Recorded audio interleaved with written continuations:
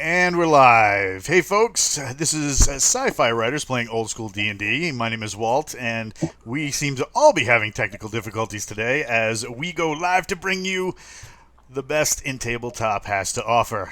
Today we have gaming legend who will not answer to that at all, will shake his head and then throw pizza at the screen. We have James M. Pizza, yeah, Ward. exactly. Hi, James. Hello there. Uh, Smiling like an alligator who's just spotted a beaver. We have Nick Chaos Actual Cole. It's always a pleasure to follow gaming legend James M. Ward. Stop it. And playing Wilbur Aloysius Kuchenmeyer, we have PhD extraordinaire Mike Rothman.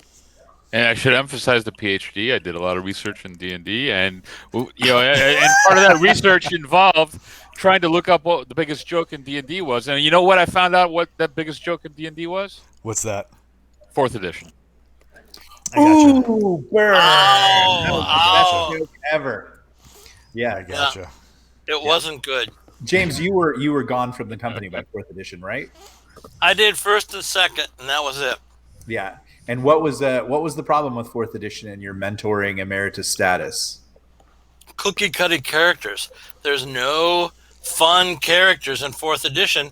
They're all little cookie cutters. Every person who makes a fighter makes the exact same fighter. Every person who makes an elf, a wizard, they're all the exact same, which I think is a terrible problem. Because one of the big deals in early D&D was, you made your character like you. So Yeah. Okay. So Drawmage is basically you. Drama is definitely me, yes. More's the pity for people who have to deal with him. But yeah, I'm chaotic good and chaos like you, buddy. But I'm on the good side, buddy. You're kind of on the wavering side. Oh, I see. Okay. Is there a wavering side? Apparently there is, because he's not really evil, but he's not really neutral either. So. And you're referencing the character I played in Crimson Hawk, Prometheus. In affirmative. Okay. You will find that Nick Cole is actually lawful good. Yeah, we're gonna see that. First of all, no, not a chance in the world. You don't think so? No. Okay. I'm sure you're 20 minutes away from using something poisonous. Absolutely. Oh my goodness. Yep. Well, when we last left our intrepid heroes, initially the crew of Pelican 6-4 Heavy was traveling through the quantum tunnel that was supposed to send them 5 years into the future, so that they could rescue the fate of mankind. There was some sort of a mishap. They arrived in the skies. They checked their instruments once everything normalized, and guess what? They were not where they were supposed to be. Surprise! After an attack by winged adversaries that tore their plane to shreds, they were forced to ditch. Unbeknownst to them is the whereabouts of the two most precious pieces of cargo they had. The perpetual taco machine that makes everything for them work, as well as the rangers they brought with them. Oh no.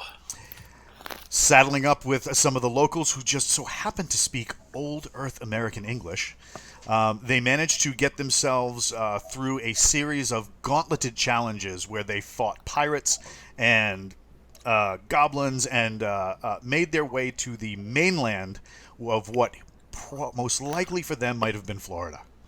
Over the last several days and nights, the person that has been helping get them to their destination, a man named Samir, has had them acting as potential security for a trade caravan that he runs up and down the coast. You had also picked up a group of mercenaries right at the end of the session, the Red Sisterhood, led by the captain Taliana, who had over the last few days been kind of talking to you here and there. And as we open our story, you guys are camped out, just kind of like chilling. What are you guys doing at the moment? So we're basically have we left that sort of outpost or city, or what was it? Yep. You're about 3 days later, so you figure you're right around what would have been Georgia way back in the day, right at the base of Georgia. Wow, we're moving. Okay. So we're cleaning weapons, of course. Every morning we look to our weapons. Like a good NCO would demand, yeah, absolutely. Exactly. Yeah. What do you guys? The Storycaster in the chat wants to know why only 3 today. Well, if you didn't catch the bonus content from last night's game session, you would have missed out that half the party was wiped out by pixies. No, Pixies. we're having a lot of technical difficulties. JR actually had a medical appointment. Maybe that's too much information. CJ Korea had a computer meltdown. Jason is actually in a big time publishing deal meeting that I should be at, but I'm all screw that. I'm going to play D&D. And Jason's All right. Little Jason's time. like, Jason's like, then the meeting will probably go much better without you involved. I'm like, you know it, because I cause chaos wherever I go. That's Yep. what I do. Chaos actual. So yeah, that's where we're at. They'll all be back, but like this is a great chance to make legendary game designer and author James M. Ward the star today. So he's going to be leading the party, and Rock Powers is going to be fighting. So I defer to James M. Ward, and he's told us the Sarge has told us we got to clean weapons. So as you guys are cleaning your weapons and stuff like that, there's a commotion that begins toward the back of the caravan. At first, you hear whispers and hear the running of hurried feet. Not so much panicked, but more along the lines of and Benny's character would know this very well. Hey, we got Mackledog dropping 5 tier 1 subs in the chat. Thank you so much for doing that, man. Really thank you appreciate very much. That's great of you. So Benny kind of gets the feeling that this is a lot of NCOs and stuff like that, shifting back and forth, talking to officers in the caravan, and privates hurriedly telling them information that they are demanding. So something somewhere in this caravan is going on. And when I say caravan, it's huge. It's like 20, 30 wagons long. You got horses. You got members of the Red Sisterhood. You think a little bit bigger than platoon strength, probably 30, 40 armored women, mostly cavalry. But yeah, something's definitely going on. Where are the Red Sisterhood girls positioned in the caravan? They're all throughout. They're riding as kind of like outriders and skirmishers in the event that you guys get attacked. Samir on the last few days has told you guys that there's not a lot of like conflicted areas where you are right now. But once you guys get deeper into the territory of the Red Lands, you're going to start seeing some trouble. So they never mind when the Red Sisterhood tags along. Uh-huh. And I think I'm down to about like 1 magazine full of ammo for my M18. So I've got about 17 rounds. That's about it. Does that gun use ammo like we would have? The grunts? A gun is an artillery piece, Sarge. Did you have a Mark 18, I believe, correct? Yes. Yeah, that's a 5.56, so much longer. It's a rifle round, whereas he would need pistol rounds. So we don't have any other pistol rounds anywhere? Not that unless you guys brought extra in a backpack somewhere. I think I only fired other... 1 shot though, so I emptied a mag on no kills whatsoever. Okay. Oh, that's right. That's right. What about Jason's pistol? Well, he's hey 67 Indian dropping a couple of tier 1 subs into the chat. Thanks, man. Appreciate it. Jason has a bout of dysentery, much like was suggested on the in the chat, because the Storycaster had said, is this like the Pioneer Trail where they have dysentery? So yes, they now have dysentery. So we're grabbing his 2 mags and giving them to the captain. Is that what all you're right? You're She'll repurpose. I will take that. I think I want to somehow acquire a hand weapon. So We have combat knives. Everybody has a combat yeah, knife. everybody's got combat knives, but if you're looking for something bigger, the leader of the caravan, as well as his lieutenants, are all carrying a type of sword that they call a sansabar. So we have one of our good friends, actually, who's a friend of ours in the martial arts community. His name is Ron Kazakowski. He owns Traditional Filipino Weapons. So if you want to see what a traditional sansabar looks like, hop on to traditionalfilipinoweapons.com and check that out. If you've ever seen the Lord of the Rings movie, a Filipino sansabar looks kind of like the elven swords that they had. Great. Okay. It does not look like this. It though. does not look like that. No. You know, Captain, I don't think you should use something you're not trained in. It's just not a good idea. Well, Talyana over the last few days has taken an interest in the captain and has been showing him how to use the sword, although the sword she uses is much different. Okay, so I have a long talk with him about having sex with the natives and not messing around with them. Oh, she hasn't done anything like that. Yeah, In right. fact, I know the captain though. the some of the rumors that you guys have been hearing is that Talyana usually takes the missions for the Red Sisterhood outside of the Shattered Islands because which is where you guys came from. She usually takes the missions in the Redlands because the people in the Shattered Islands believe she's cursed. She's some sort of witch, so they don't trust her. Really? I like witches. I like how legendary game designer James M. Ward perks up when he hears witch. I'm gonna kill you, young man. What? Because you like witches? Witches are wonderful creatures. Okay. I guess I would like to. She's kind of what sword has she been showing me? She's showing you how to use the one that you're using. She's had training with that. Okay. But the sword that she uses is more like a long sword or an arming sword. Yeah, Okay. great. Yeah. All right. Okay. Well, I will acquire what tutelage I can from her, and I would assume I now have a Sansabar to use. Yeah, they're going to give you one. And she will show you all sorts of moves. Yeah, really. So you see Samir walking towards you guys, not necessarily at you, but like in your direction, and he's got a small contingent of men with him. Or any of his runes glowing. Oh, that's one of his guys. That guy isn't present. Oh, okay. Why don't you see what he wants, Chief? Sir, yes, sir. Oh man. So I'll head over there and say hi to him and how's it going and what's that ruckus down in the end of the caravan? He says, "Hello, my friend. Very, very nice to see you today. How is you and your men?" We're adequate for our needs, and you? We have very big doings here. In fact, I was going to talk to the commander of the Red Sisterhood to see if she could loan us some people. We have an interesting opportunity that we must chase down. However, it could potentially present a little bit of a threat to us, so we any help we can get is any help we can get. So if you'll excuse me, my friend. What is the opportunity?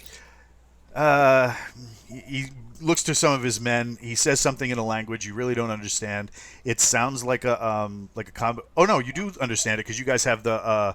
Do you guys have your communication systems active? Of course. All right. So he says it sounds like it sounds out loud like a combination of Arabic and a few other languages. But the communication device is telling you that he tells them, get going, get ahead, get our friends. Yalla, Emshi. Yep, and exactly. So he's sitting there, he's sitting there and he turns around and he goes, well, every so often we are sometimes blessed by the gods. If you look up at the sky right now, we see the glorious stars and we can see, the night is clear. Just over the horizon, we saw what looked like a falling star. But we had Vorkin 1313. Oh, Vorkin 1313 just followed us on Twitch. Thank you, sir. Thank you, sir. Or ma'am, whoever I'm talking to. Legendary game designer James M. Ward. Do you want to say hi? No. What's your legendary game designer, James M. Ward? You wrote Deities and Demigods. I am really so going to get you for this. So Samir says, every once in a while we are blessed as a piece of the sky falls to Earth. We know it by its greenish blue trail of flame as the star falls. It is some sort of sky metal, star metal, like a small meteor. We know that if the concentration is high enough, we can make epic weapons from this. And make maybe a little bit of money on the side. But we have to get to it first. The problem is that over past enemy territory. a little bit. So just beyond, over the hills and the horizon, there are. This area has nomadic tribes of Gobi, the little annoying things that jumped on ship last when we were back in the Shatter Sea. So we're going to shore everybody up a little bit, maybe get a few more swords on our side, and then go see what trouble we can cause. I will lend my sword to this effort. He goes, now. Stop that. He says, do you know how to use that thing? Not even close. The storycaster is saying, when when you said maybe make a little money from this, I totally believe that character, dude. It wasn't a character, it was me. So what do you guys do? Do you let him go about his business, or do you try to do something else?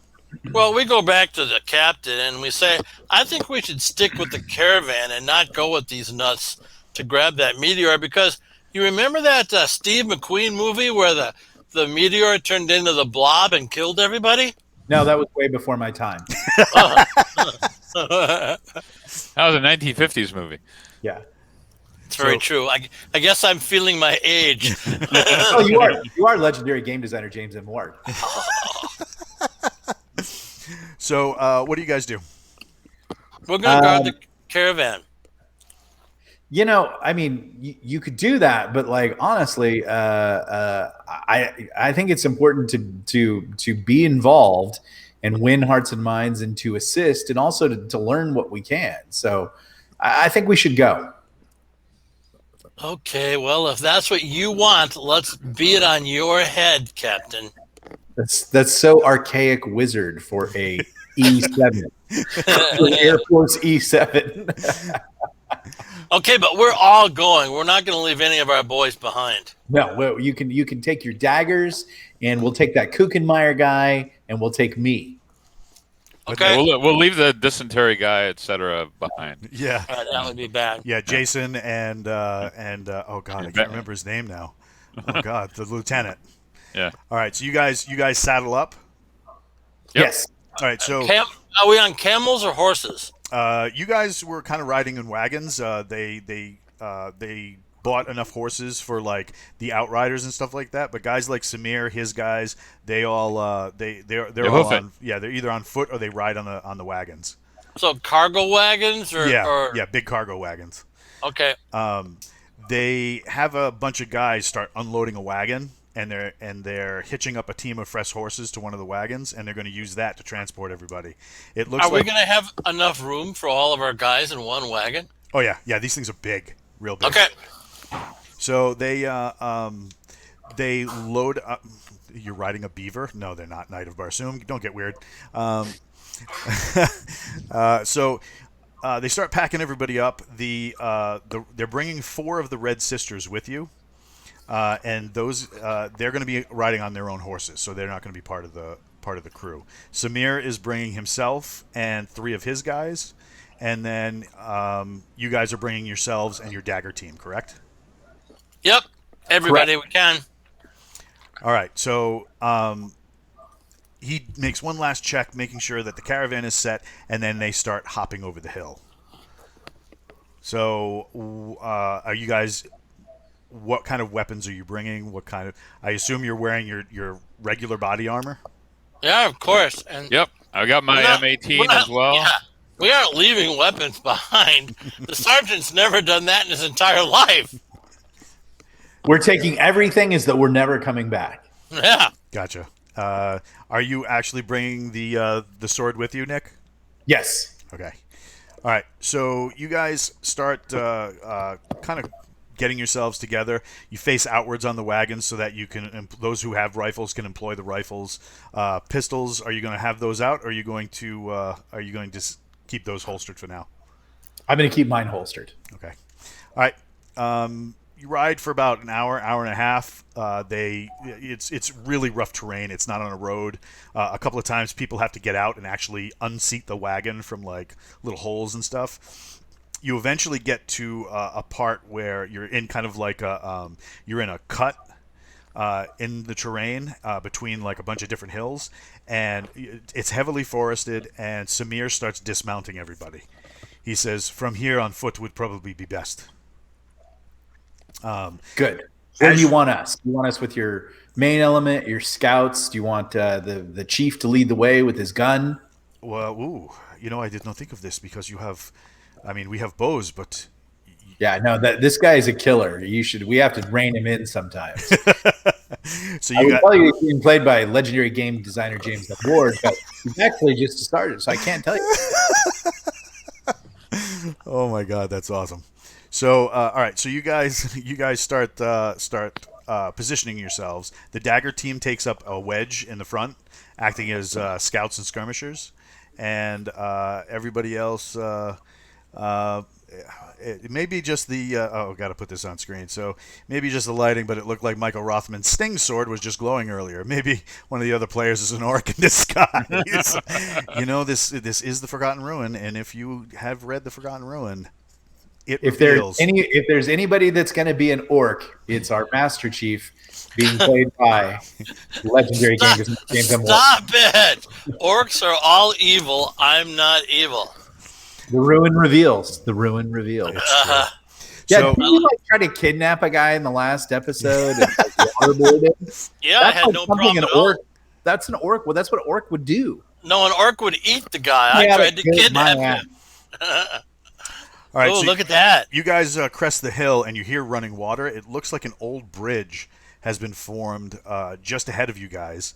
There's looks like rapids beneath it. Lots of trees. It's kind of other than the sound of the rushing water, you can't really see too much. How do you guys move? Do you start advancing toward the bridge? No. Does my Mark 18 have a scope to it? Yeah, it's got a small holographic. All right.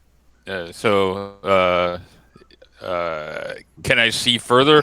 I'm assuming with it, so I can use it to help scout. It's not that kind of a holographic. Why don't you use your binoculars?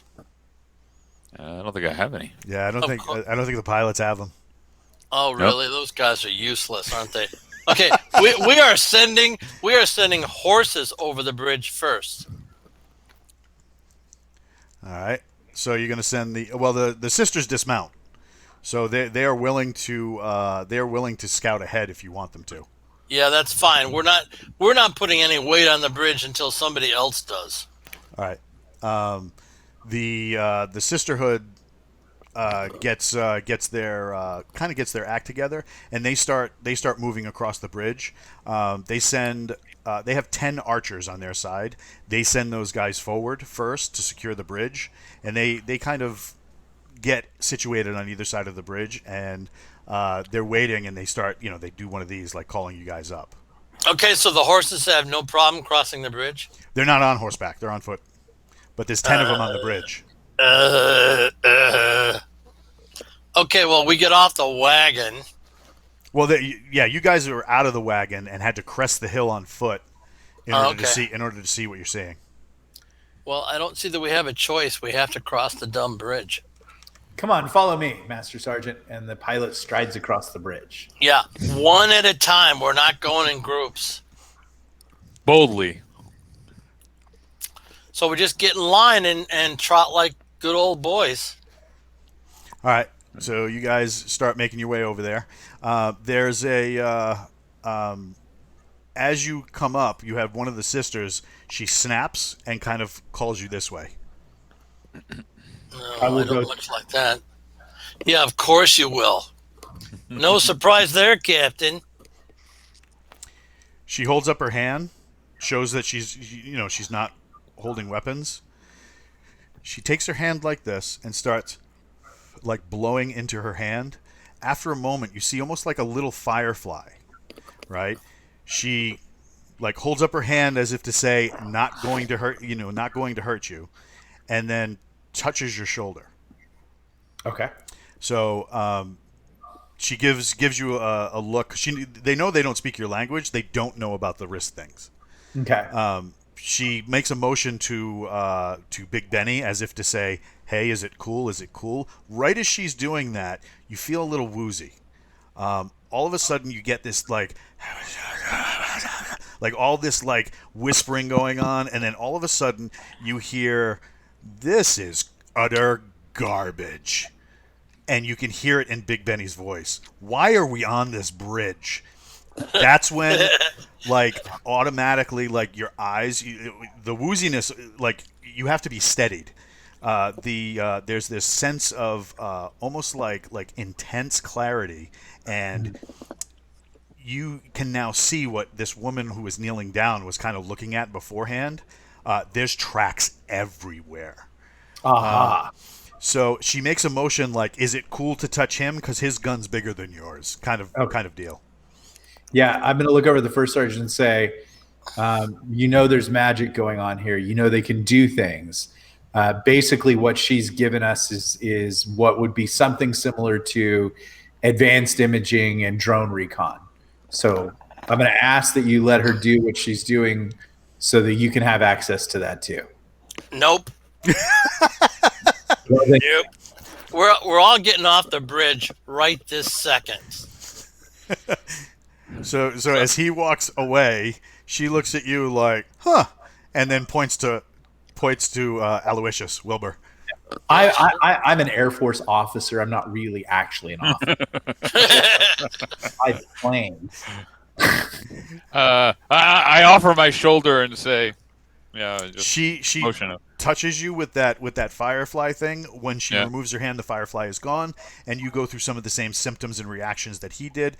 And you both are hearing now in your head, "Well, I'm not going to let some tart with a freaking sword touch me. Screw that. I ain't doing that. I got 18 years in this man's air." And it's like this running commentary as she touches the rest of the dagger team and like the rest of your. No. She's not touching any of the daggers. You tell that, you order them not to be touched. That's right. The guy, the sniper, Crowley, that talked to you before and was very snippy with you. He's Very snippy. Yeah, he's a he's an E7, right? So he's like one rank below you.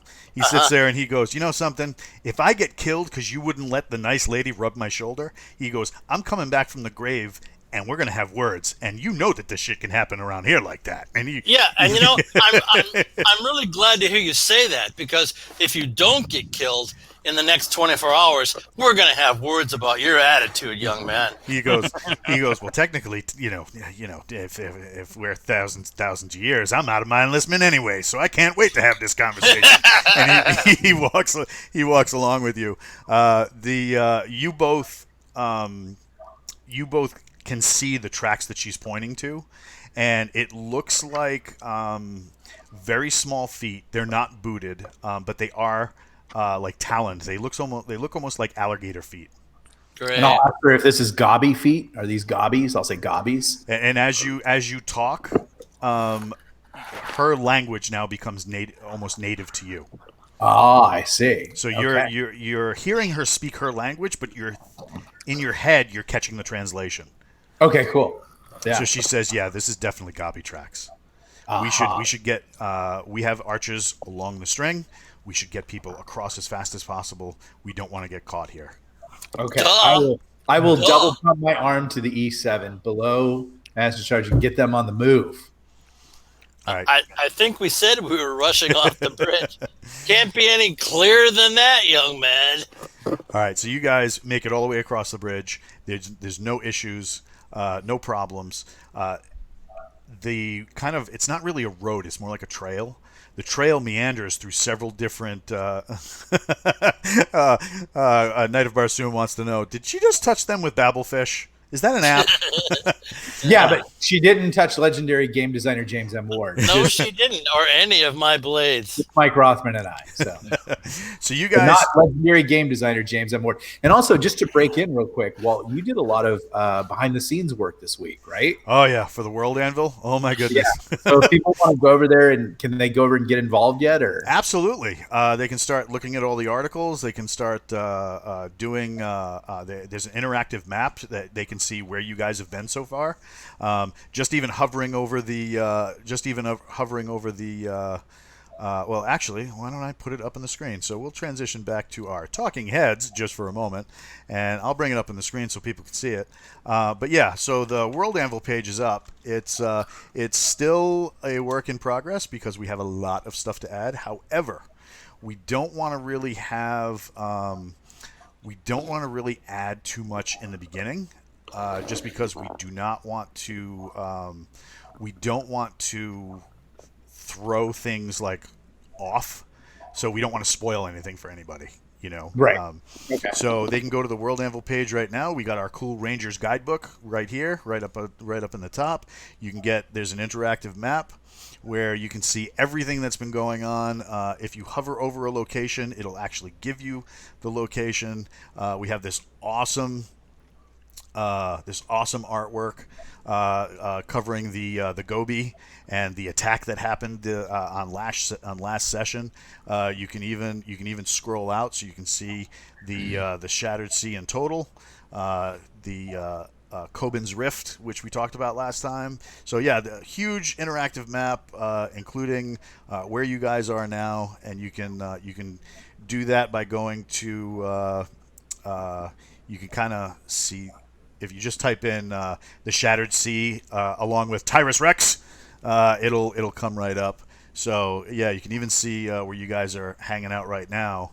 So you guys landed right here, which was the Reed Marsh Landing, where you guys made your trade post. So yeah, there's a lot going on with the World Anvil. We're going to be adding to it as weeks go on, and we want it to be as interactive and as fun as everybody.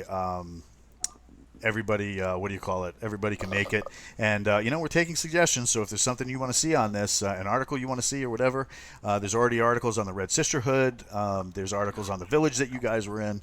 So yeah, you can absolutely check that out, and we'll have it up for you to see soon. Very cool. I want to see a Tyrannosaurus Rex. As you guys get deeper to Georgia, that could happen. Yeah, there we go. Good. You're obsessed, legendary game designer James M. Ward, with Tyrannosaurus Rexes. I put one in every product I write. I see. Okay. There'll be one in a new novel that I'm working on, even as we speak. That's fantastic.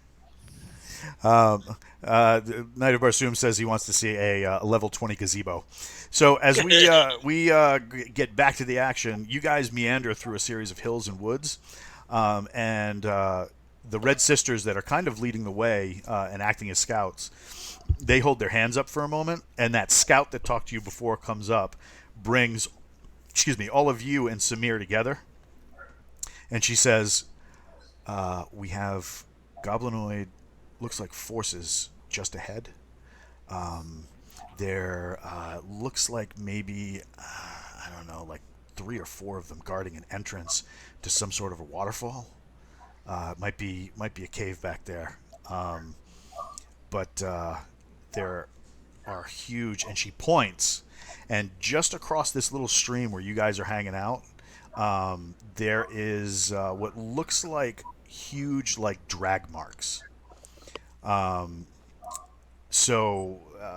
Kind of like maybe 4 or 5 feet wide, very jagged, very what do you call it? Very kind of almost like something heavy was being carried. So you guys are drag marks away from the water, or no, toward it. So you guys are right here. Yeah. Right, and then if we enhance the map a little bit, you can see across the way. You can see the little gobbies, disgustingly green, but they're wearing some sort of like light leather armor. And just past here seems to be a cave entrance or something behind that. With your enhanced Hunter's Fellowship, the vision that the red sisters gave you, you can see a massive streak of drag marks right here that lead into the water, and then periodically, like here on the underbrush that fell down, where the stream doesn't cover, you can see more drag marks. It looks like they've brought something heavy in past that area. If the sister had to guess, she said that it probably has to do with the comet or the meteor that fell. They might have gotten to it first. How many yards away are our little friends? Consulting the map, we got one, two. They're probably about 50, 60 yards away. Oh, so easy shots. Yeah, definitely easy shots. And you guys have suppressed weapons as well. Okay. Well, I'm going to turn to the Master Sergeant, and I'm going to real quick get down on one knee. I'm going to clear some dirt, and I'm going to draw a quick sand table of the area and what I want to have happen. I'm going to have him flank to the right, down through the bushes, and then hit all the gobbies suppressed within 3 minutes. Can I speak freely, sir?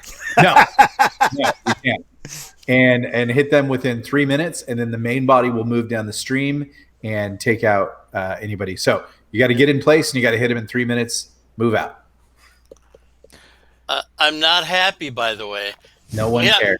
We have 30 archers. We could have them arrowed to death. This is our chance to display our usefulness. Oh my God! It's using up ammo that we don't. Okay, all right. I'm following my orders. Make it happen.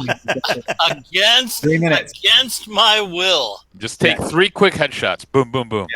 Yeah, really. Crowley walks up to you, Big Benny, and he says, "Hey, Sarge, I can put 2 down pretty quick if you guys want to tangle the rest. That way we're not wasting a bunch of ammo." That's a great idea. Thank you. So, right. Yeah, he's rocking. You got the 2 on the right, and we got the 1 on the left. And then I'll set up command and signal, which will be like 2 taps on a log, and that's when they're to execute, and then 2 taps when it's done, and then we'll move down the stream. Wouldn't you want to use our mics and just give us those commands verbally? I don't think we have mics, do we? You do. Yep. Yeah. Of course we do. Yeah, Yes. you guys. Okay. You being a pilot wouldn't know about those good things. Well, just in case the mics fail because someone uses magic or something, the backup signal is 2 taps on a log. Yeah, okay, great. Make it happen, Master Sergeant. You can do it. Yeah, okay. Be all you can be. Aim high. Well, they're 50 yards away. We can hit them from where we're standing. Oh yeah, I very prefer- easy. I prefer that you hit him from the side. Oh, man.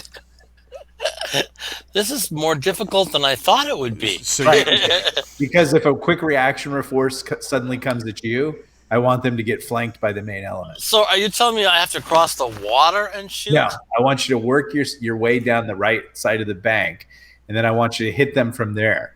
If suddenly they react and a reaction force comes out, then our force will actually move into that force and will be the flanking force. We'll ignore all the archers that are supposed to help us out? No, the archers will come and get your bacon out of trouble. Yeah, okay, great. So we're going to go 10 yards down the path okay. and get on our bellies and shoot the 3 guys up. All right. So you're going down the right side. So Yeah. your guys kind of get online. Where'd he go? Yeah, I see no reason for any blade to fire except me. I'm shooting the 1, and the sniper's shooting the 2. All right. So the sniper actually quietly moves across the screen. Across the stream, and it's not very wide. It's about maybe 10 yards across. It's very shallow. It's only about ankle deep. He moves across so he can get the 2 at a kind of like broadside. Okay. You guys start moving along the right hand side. 10 yards. Yep, 10 yards. And you, let's see. I need dice now. Oh, this is fun. Dice! Oh, that's right. I need dice. Imagine that. And what dice company are we using these days? Paladin. Nick is using Paladin dice. All right. So these things are small. They're small. They're kind of like dogs that have to pee. They're just kind of like constantly moving back and forth, left and right. You have 4 of them in front of you. Oh, I thought you said 3. I'm sorry, I missed one. There's 4 in front, and then as you guys kind of like move that off to the side a little bit, so that you're catching them in like a crossfire of like a V, and they're at the apex of the V. One of your guys gets tackled by one of these.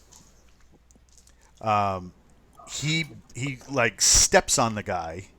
The thing didn't notice he was there. He didn't notice the thing was there, and the thing jumps on his leg and pulls out a knife. Now, it hasn't screamed. It hasn't made any noise yet. What do you do? You're the only one that can see it because you're the only one right there. Oh, suck a duck. I will shoot the 2 on the right, like I said, and the sniper's going to shoot the 2 on the left. All right, let's do it. And let's see. All right, so give me 2 shots. Their armor class, something or other. They are armor class 6. Yeah, that's amusing. I hit both of my dudes with 14s. Oh yeah, that's easy. There we go. Yeah, here we go. So, what'd you say? You got a 14? 2 14s. Oh yeah, easy. All right, so you're just like tap tap, right? The bullets go out. The first one gets misted. His head pitches him back. His feet and head switch places. The other one's like just about to draw in breath as his 2 buddies explode. He looks over like, what the? And then gets pasted himself. I love when that happens. The guy who got tackled by this thing, and these things are about the size of like 12-year-old children. They're not very tall, and they're not very broad, but you can see mouths of like wicked teeth. The thing tries to bite through his BDU pants and is like chomping on him, and it goes to hit him with a dagger. He strips the dagger, puts the handle against his chest, and hugs the thing's head into the knife. Well done. From the side that you're on, it seems like there are more of these things. They don't see you. They don't hear you. They move over to investigate the ones that hit the water. Yeah, okay. Well, the blades will start shooting them up. All right, so you're going to have the dagger team shoot them? Yep, that's what they're there for. All right, so it looks like 2, 4, 5, 6 of them were waiting in the underbrush. And they come up from out of the leaves and like from like almost like lean-tos that they built, made to look like the rest of the environment, and they move their way over toward near the waterfall. You're going to just have the blade shoot them up? Yes, sir. So after a series of shots, it looks like these had swords with these little javelins in a pouch over their shoulder. They went exploring with the swords and shields out. When the first one gets dropped, they start going for the javelins and don't manage to get them out in time as your dagger team takes them all out. What do you guys do? I'm waiting for the captain to come up and investigate the group. I think we should strip a couple swords so we have something as backup. Yeah, okay. I just want you to know, using a sword isn't that easy. You guys are going to wind up cutting your legs off. All right, so you call up the officers so that they can see what's going on? Yes. All right. You can see these things up close now. They're nasty, they're gnarly, and they got, what do you call it? They got, looks like leatherish type armor. It looks almost like a cuirass with shoulder straps. Heavily scarred, heavily worked, but it doesn't look like it's doing much against your bullets. They're carrying swords that kind of look like the one that Mike has in his camera, except instead of it being like a Xiphus sword, the Greek style blade, it only has that curve on one side. The back end of the blade is blunt and flat and like straight. Well, I'm collecting the 2 ears from the 2 I shot. putting him on my string of ears. You're going apocalypse now on them? You betcha. Oh my goodness. You see a couple of the people from the caravan that are working with you, kind of like, ew, looking at you with looking at the ears, like, oh, that's nasty. Yeah, like I care. What do you guys do? There's you can definitely see some, like, in the gloom beyond the waterfall. There's definitely something back there because you can see, like, the hints of torchlight flickering somewhere beyond. We have to go in and check it out. All right, you lead the way, Master Sergeant. All right, great. All right. So you get through the waterfall right before, or rather, as you're walking up to the waterfall, Samir asks, "Seeing as you've led us this far, do you want any of my men or the sisters to go ahead?" No, let's let the No. Master Sergeant keep working. He's doing good.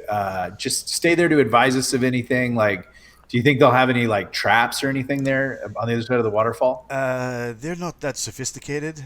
He says. But what they do have is these things are typically used for, like trained dogs. Okay. And there are factions on this side of the hills that might have equipped them. Poison could be a thing. Don't get hit by anything. Okay. What a surprise. I will make sure that the Master Sergeant is apprised that poison is in the mix. Don't get hit. So not deadly. A lot of time makes you groggy. Okay. So you guys go through the waterfall. There's a lot of, like, echoing, dripping water sounds. It's a dark cave, black stone with moss hanging down. There's that earthy smell to it, like if you've ever been hiking, and it's got that almost like wet stone and moss smell to it.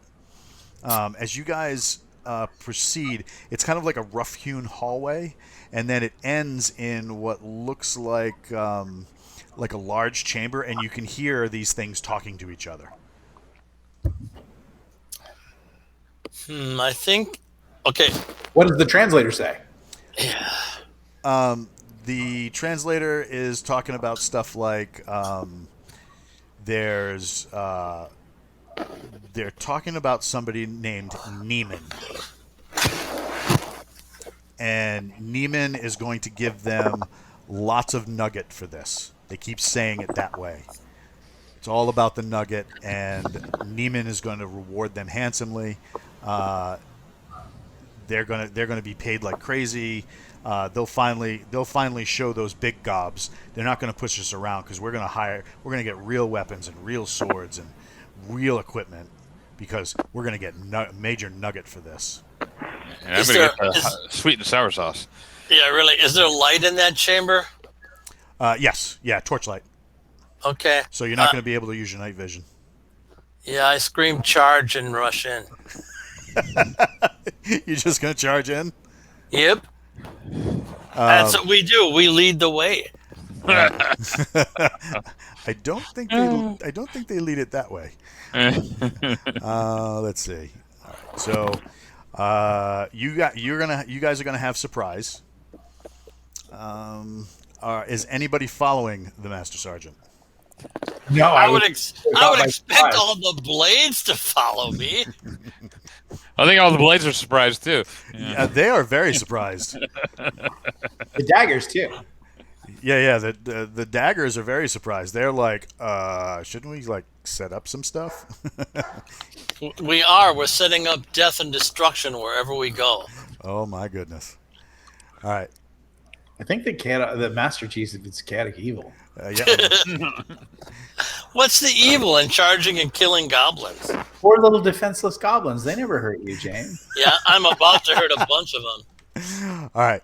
So. Can't wait for Walt to say, "My good friend." All right. So the Master Sergeant goes in first, and I'm going to put this up so you guys can see it. Share screen. Application. Right. So. this entrance right here is right around 50, 60 feet long. It's not very long. The Master Sergeant charges in, and all that chatter stops. You have targets right here. Looks like the same warriors with leather armor, shields, and swords.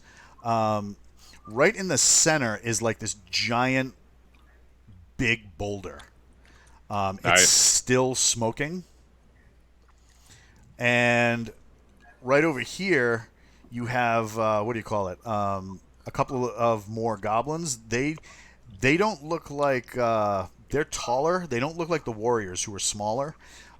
Here you have a goblin that has what looks like a headdress, and he's carrying a staff with feathers lashed to it. He starts screaming out, and the translator says, "Whatever it is, kill it, kill it, kill it!"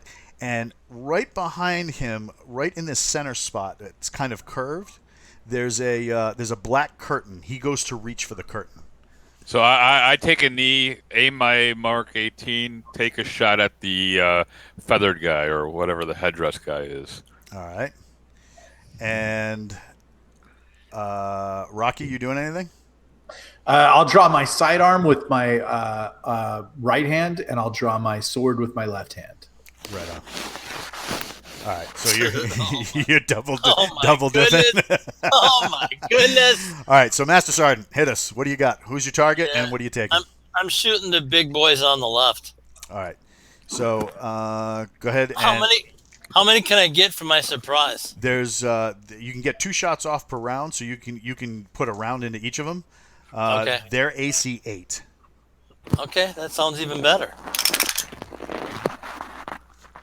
10 and a 9, I get them both. All right, give me some damage rolls. It should be 2d6 plus 2, I believe. Yes, sir. Could I get a cleric to bless me? I suppose not. 8 and 9. On the same one or both, or one on each? One on each, sir. Maybe you're a cleric. Maybe you could bless you. I don't think so. He no, could be, no holiness here at all. he could be the cleric of Leroy Jenkins. Yeah, really. So you dig around into each one, center mass. One of them hits and is like and drops and is curled up and just kind of rolling back and forth, trying to figure out what just happened from your magic a bullet Boomstick. spitter. Yeah. The other guy gets hit in the shoulder. He gets spun back toward the rock face. He turns and bares his teeth. That brings us to Booger. And I got a 19, Oh, nice going. and I got 2 6s on my roll for the damage. Oh, I'm so very proud of you. All on one. All on one. The round splinters its shield and enters its glaring teeth, dropping them to the floor along with the body it once belonged to. Nick, you're up. I'm going to hold my action until after the goblins do theirs. Yeah, Okay. of course you are. The ones on your right, they minus the one you just obliterated, they rush in, and they don't rush at you. They rush at 2 of them. Head for Aloysius, and because I like saying Aloysius, and the remaining one tries to cross the space to get at Benny. So, do the Blaze just sit back and fart and do nothing? You guys are in the way. I took a knee. They're still not going to fire over your head. Okay. While they might be special operators, you are not. Yeah. So they're going to wait until the next round till they can actually get in. Actually, no, they wouldn't do that in closed space. That would be bad. All right, so the one on you, Mike, one of them gets you with the sword. It clips, kind of like you're kind of like, whoa! You jump back trying to get out of the way. It hits your armor, and then the tip of it, as it's like going through its arc, manages to get the top of your leg. The damage is only 2 points, so it's not it's not life ending. Okay. But yeah, you definitely felt it as it kind of like ripped your pants and kind of cut in a little bit. The other one missed. The one on you, Master Sergeant. He comes in screaming like, ah! It's this high-pitched, like almost like throaty growl, and he comes in with his sword and pulls back with all his strength. He pushes this blade, and it hits your plate carrier with like a... And he gets this surprised look on his face like, why did the pokey end not go into the man? And he's standing there with this dumb look on his face. That brings us to initiative. Oh, I would like to do something now. Yes, what would you like to do? I would like to shoot the goblin that attacked the Master Sergeant by stepping forward, putting the pistol right to the sidearm, right to its head, and pulling the trigger. Oh, hit me. AC, these are AC 6. 2. Oh, yeah. Why am I surprised? Drop that stupid sword and let's get busy. You put it against its head, and you hear chick chick. And you probably have something with a bad primer. He clearly didn't check his weapon adequately enough. I'm going to have to do it from now on if we survive this battle. Oh, this he'll just have to cycle the round out. Well, yeah, he's just he's just the pilot. What do you call it? The thing like looks at you and is still surprised. It doesn't know what to make of this because instead of like swords and stuff, you guys are packing. Nick is the only one packing swords. The guy in the back pulls back the curtain. Oh, so This is the shaman? Yep. because I was aiming at the shaman. You were aiming at the shaman. Yeah. Oh. He put 12 in the shaman. Oh, never Right. mind. He doesn't pull back the curtain. Okay. So that means that the one that the Master Sergeant shot is going to head toward that curtain. That's funny. That's not the one that's on the ground. It's the one that you just wounded. All right. So give me. Do you want to do individual or group initiative? Oh, group all the time. Let's do grip. I'll roll. Yeah, just give me a D6 for initiative. Oh, D6? Yeah, that's fine. I got a 3. I got a 5. That means you guys go first. Man, my paladin D20 is rolling horrible. Roll D20. Rolled a 20. Well, it just did after it rolled like 2 2s and a 4. All right, you're up first. What do you do? I'm going to cycle around and try to blow the thing's brain out again. All right, hit me. 9. That might work. Let me see where my You're on the back of your character sheet. You should have the hit Yes. table. Yes, I have hit. You're at 3rd level. Right. I don't have it on the back of my character sheet. Hold on. Yeah, it should I be don't on the think second page. I don't think I do. Yeah, I don't have. I have my experience level. Hold on 1 second. So I got BHB and ST. I don't know what. I got it right here. And shout out to good friend of the podcast, Pete Spahn, for his Operation White Box. Yeah. Which is where a lot of the inspiration for these characters came up. And let's see, we got our pilot back here. Get his to hit. What is BHB? Your basic attack bonus, basically your basic hit bonus. Oh, I have a +1. It's +1. All right. Yes. Hold on 1 second. And what's an ST? What is it? Yeah. Your ST. That's saving throw. Oh, okay.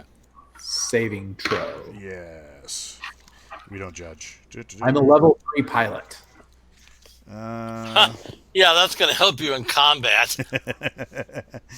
Well, you're not drowning in the. You didn't end up spread all over the ocean. What's I your? got Yeah, he did his pilot gut stuff pretty good. Yeah, if I would have been flying, we would have landed on dirt. +1, you got him. Okay. Then I'm going to do 2d6 with my M18. So we are going to do 4 and 3 into his skull. All right. Yeah, you pressed it up against his head and it's like click. He looks surprised. You look surprised because he expected something terrible.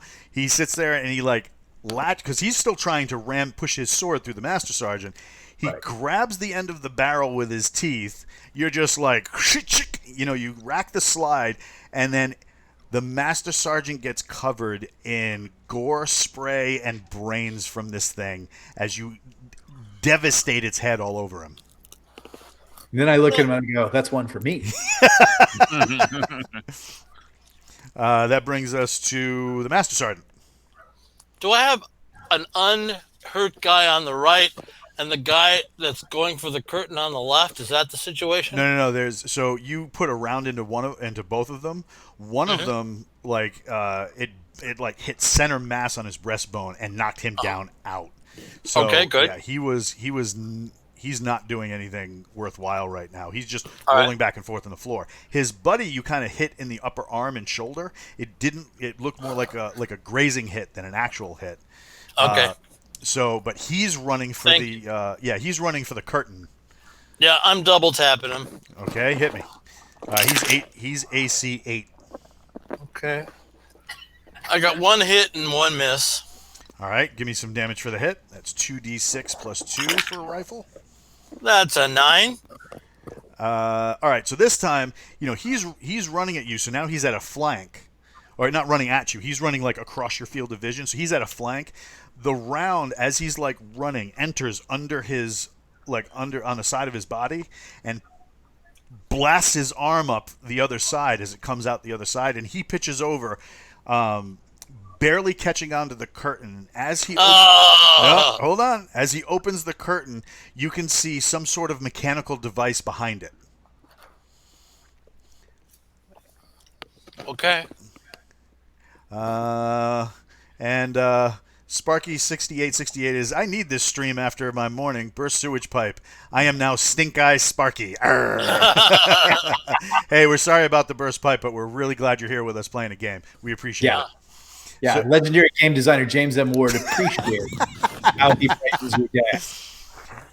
All right, so the goblins are all down. And what's that? Excellent. And you can hear more voices. There's a small cavern opening to on the left side. You can hear more voices coming from there, but you're kind of concerned about what's behind that curtain. Yeah, of course we are. All right, so I, as the engineer, I'm going to go forward and take a closer look, see if I can figure out, I can MacGyver out what else it is. What might this thing be? I will ask the Master Sergeant to set up a perimeter security at that entrance where we hear the voices, and ambush anything coming down that hall out of that area. All right, so you guys look at this Back on either side. and it looks like kind of like one of those old medieval giant crossbows they used to mount on ships, the ballista. Yeah. But it's heavily modified.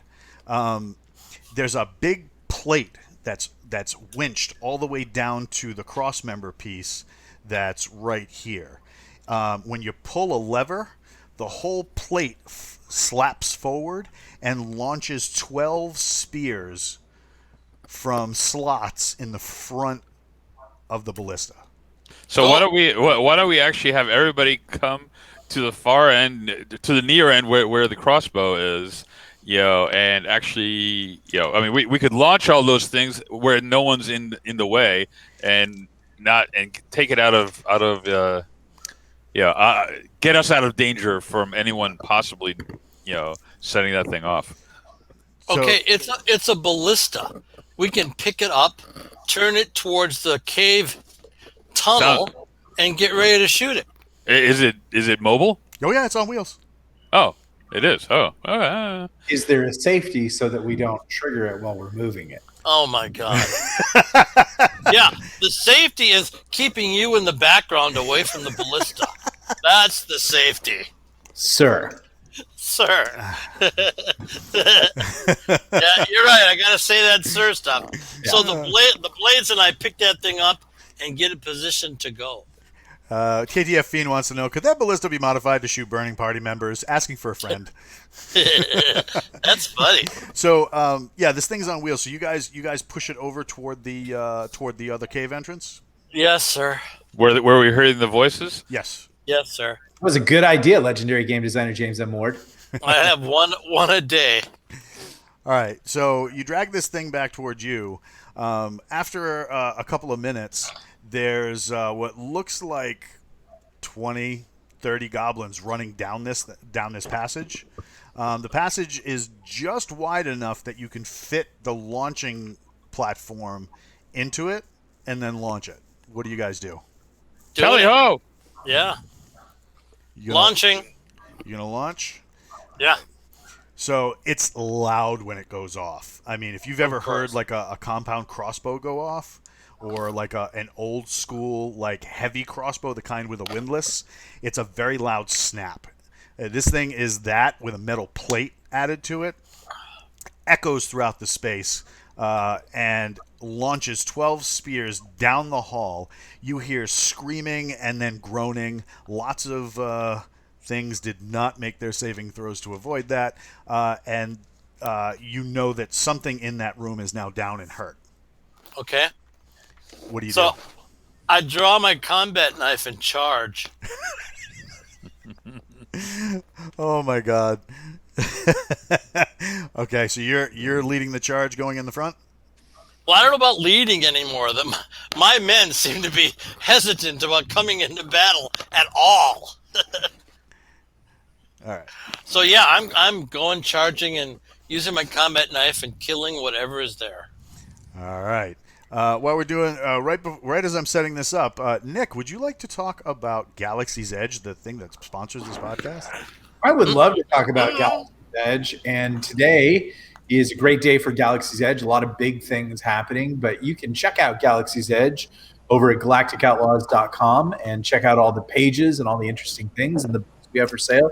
You can go over to Audible. You can pick up the first book in the series, Legionnaire. If you like The Mandalorian, you can pick up a book called Requiem for Medusa, which is very much a fun book.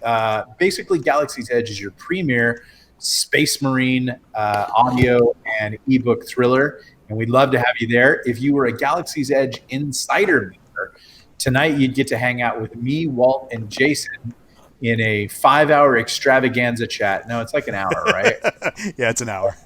Yeah, and we're going to talk about all things Galaxy's Edge. I think one of the cool things about the Galaxy's Edge IP, whatever you want to call it, is Jason and I like to really hang out with everybody, and we like to listen to their ideas, and we talk a lot. So it's kind of fun when you can have an IP and you can really interact with everybody. And so Galaxy's Edge, it is a lot of fun. Another thing that I would touch in is if you're watching this right now, is Galaxy's Edge is launching its first fantasy series, which is called Forgotten Ruin. And that is basically U.S. Army Rangers versus orcs. And that's basically what we're doing here in this game. That is the concept of Wargate, modern military versus fantasy creatures, and in a D&D-like setting. And Forgotten Ruin is now up for pre-order on both Amazon and Audible. And I think there's one person here who's listened to it, and 2 people who've read it. You guys dug it, right? Oh yeah. Oh, we loved it. It was just wonderful. Great story. Okay. Thank you. It really would be worth your time. Give it a check. All right. So you guys crest the corner, start making your moves. There's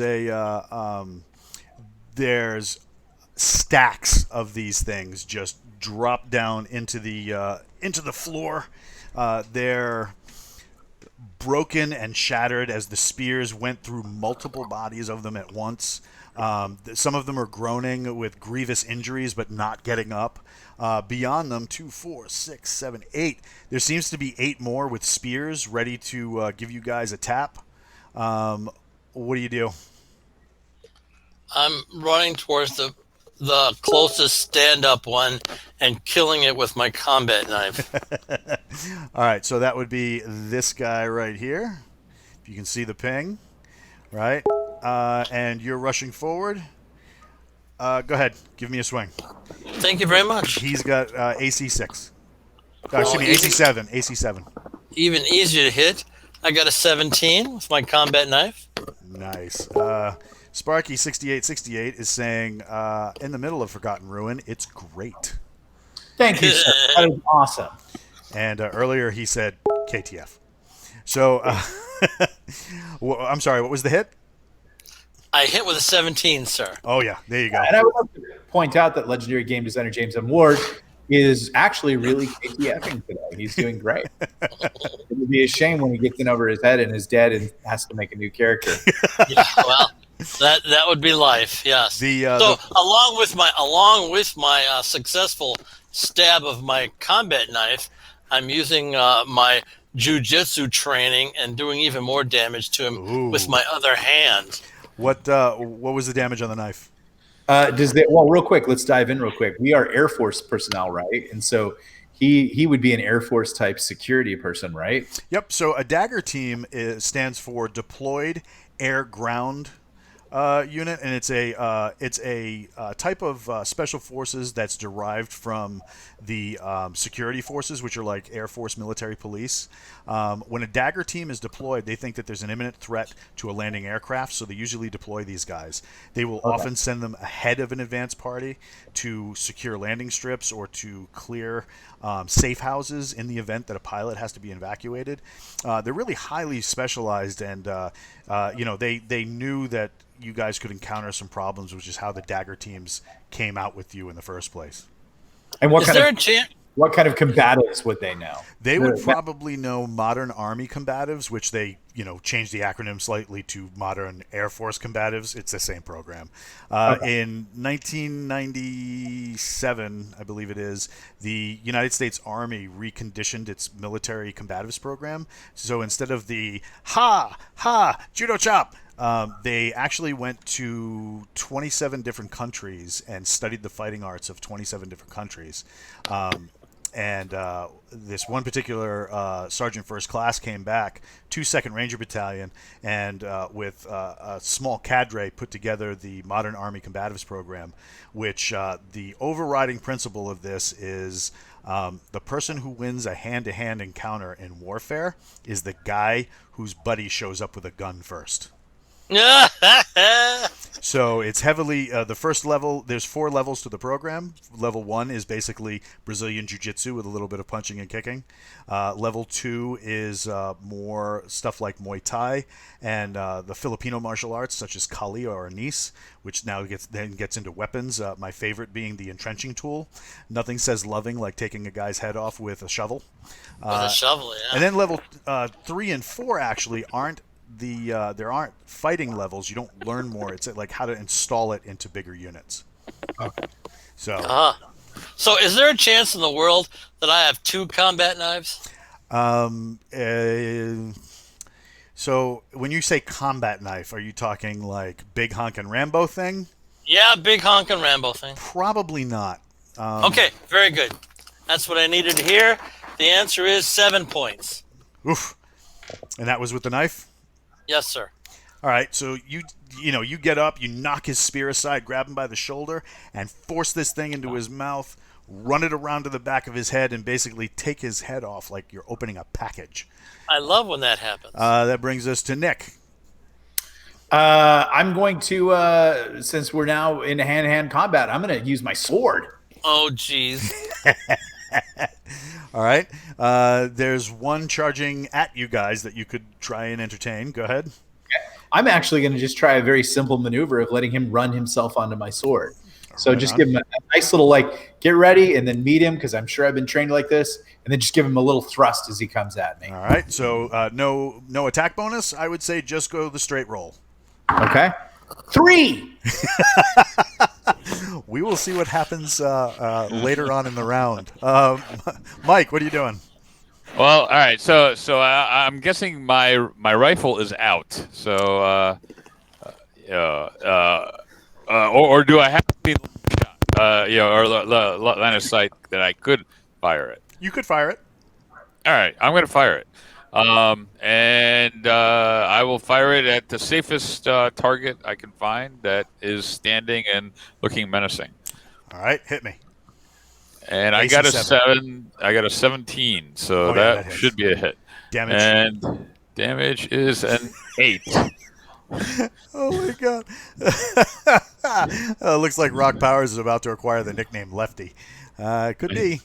All right, so you get 8 points. Yep. All right, so you line up your sight, fire in between the Master Sergeant and Rock Powers. One of the goblins just ahead of you takes a massive hit right into the chest. It easily pierces the armor, knocking him almost on top of one of his buddies, and he goes down. That brings us to the dagger team, who is filling behind you. The daggers, only one can get in during this round. What a surprise! Well, They're going to get a dressing down when we're done with this battle. Well, you see, there's this thing in the military called pre-combat planning and pre-combat checks, and one of the things you do is you go into this is what's going to happen when I use this code word or that code word. You're just like Leroy Jenkins and running down the hallway, and they're like, "Oh, okay, crap." I can start using code words. That's no problem. So so they. You've completely learned everything and forgotten it at the same instant. Yeah, really. Maybe you're becoming a barbarian of some sort. Oh my God, that's very Or a possible. berserker. Maybe he's a berserker. Yeah. Ooh, yeah, that could. My shirt isn't off yet. The one dagger. That's the chat. How much money would you guys like to contribute bits to get James to take off his shirt and go topless for the rest of the show? Let's do it. There isn't enough money in the world for that. There's always do it. there's always Oh my God! I just got a note from Facebook that says, "Tell him to put his shirt back on." Okay, so the dagger team member, he drops another one. So the one that Rothman just plunged, his buddy basically caught him, and he does one of those things where he throws the spear up so he can catch it in the reverse grip, so he can throw it. And right as he's about to do that, the dagger team guy plunges him in the head, so they both go down. That brings us to their turn. One of the ones climbs over the one that you're fighting, Nick, to try and get at Wilbur and the dagger team guy. The one that you're fighting, you were like, receive charge, and you sit there and you get. It was flawless. But he jumps over some debris in the room, kind of does that almost like Superman stab, and he's going to try and hit you. Ooh, that's not good. He kind of turns the blade sideways so that it's flat when it goes in. You can hear it dink right as it misses the top of your plate carrier. It severs the shoulder strap and cuts into your shoulder for 5 points. This combat is hard. You're bringing a sword to a gun combat. So you take 5 points. Mike, somebody, you got one. I'm sorry. I'm dead. I'm just joking. No, what do you have? 9, 10? Let's see. I have hit points. I have 10 hit points. Yeah. 10 points. So I'm good.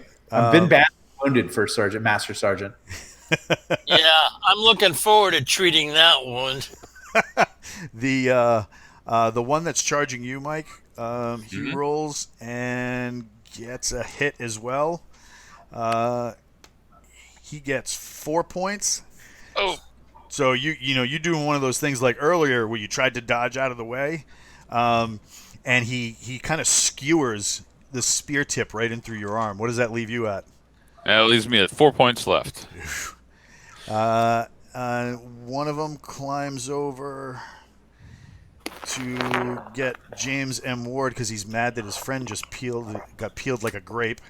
Do you mean legendary game designer James M. Ward? That would be the same. Absolutely. Okay. And he gets missed. So he runs in with a spear, and you're kind of you use your forearm to knock it aside. It hits the plate harmlessly, and that brings us back around to Nick. What are you doing? I'm going to chop that goblin who hit me, and I'm going to get a 19. There we go. What's the damage on that? Oh, I'm sorry. It's a short sword, so 1d6 plus 4. Excuse me, 1d6 plus 1. We're going to do 2 points of damage. All right.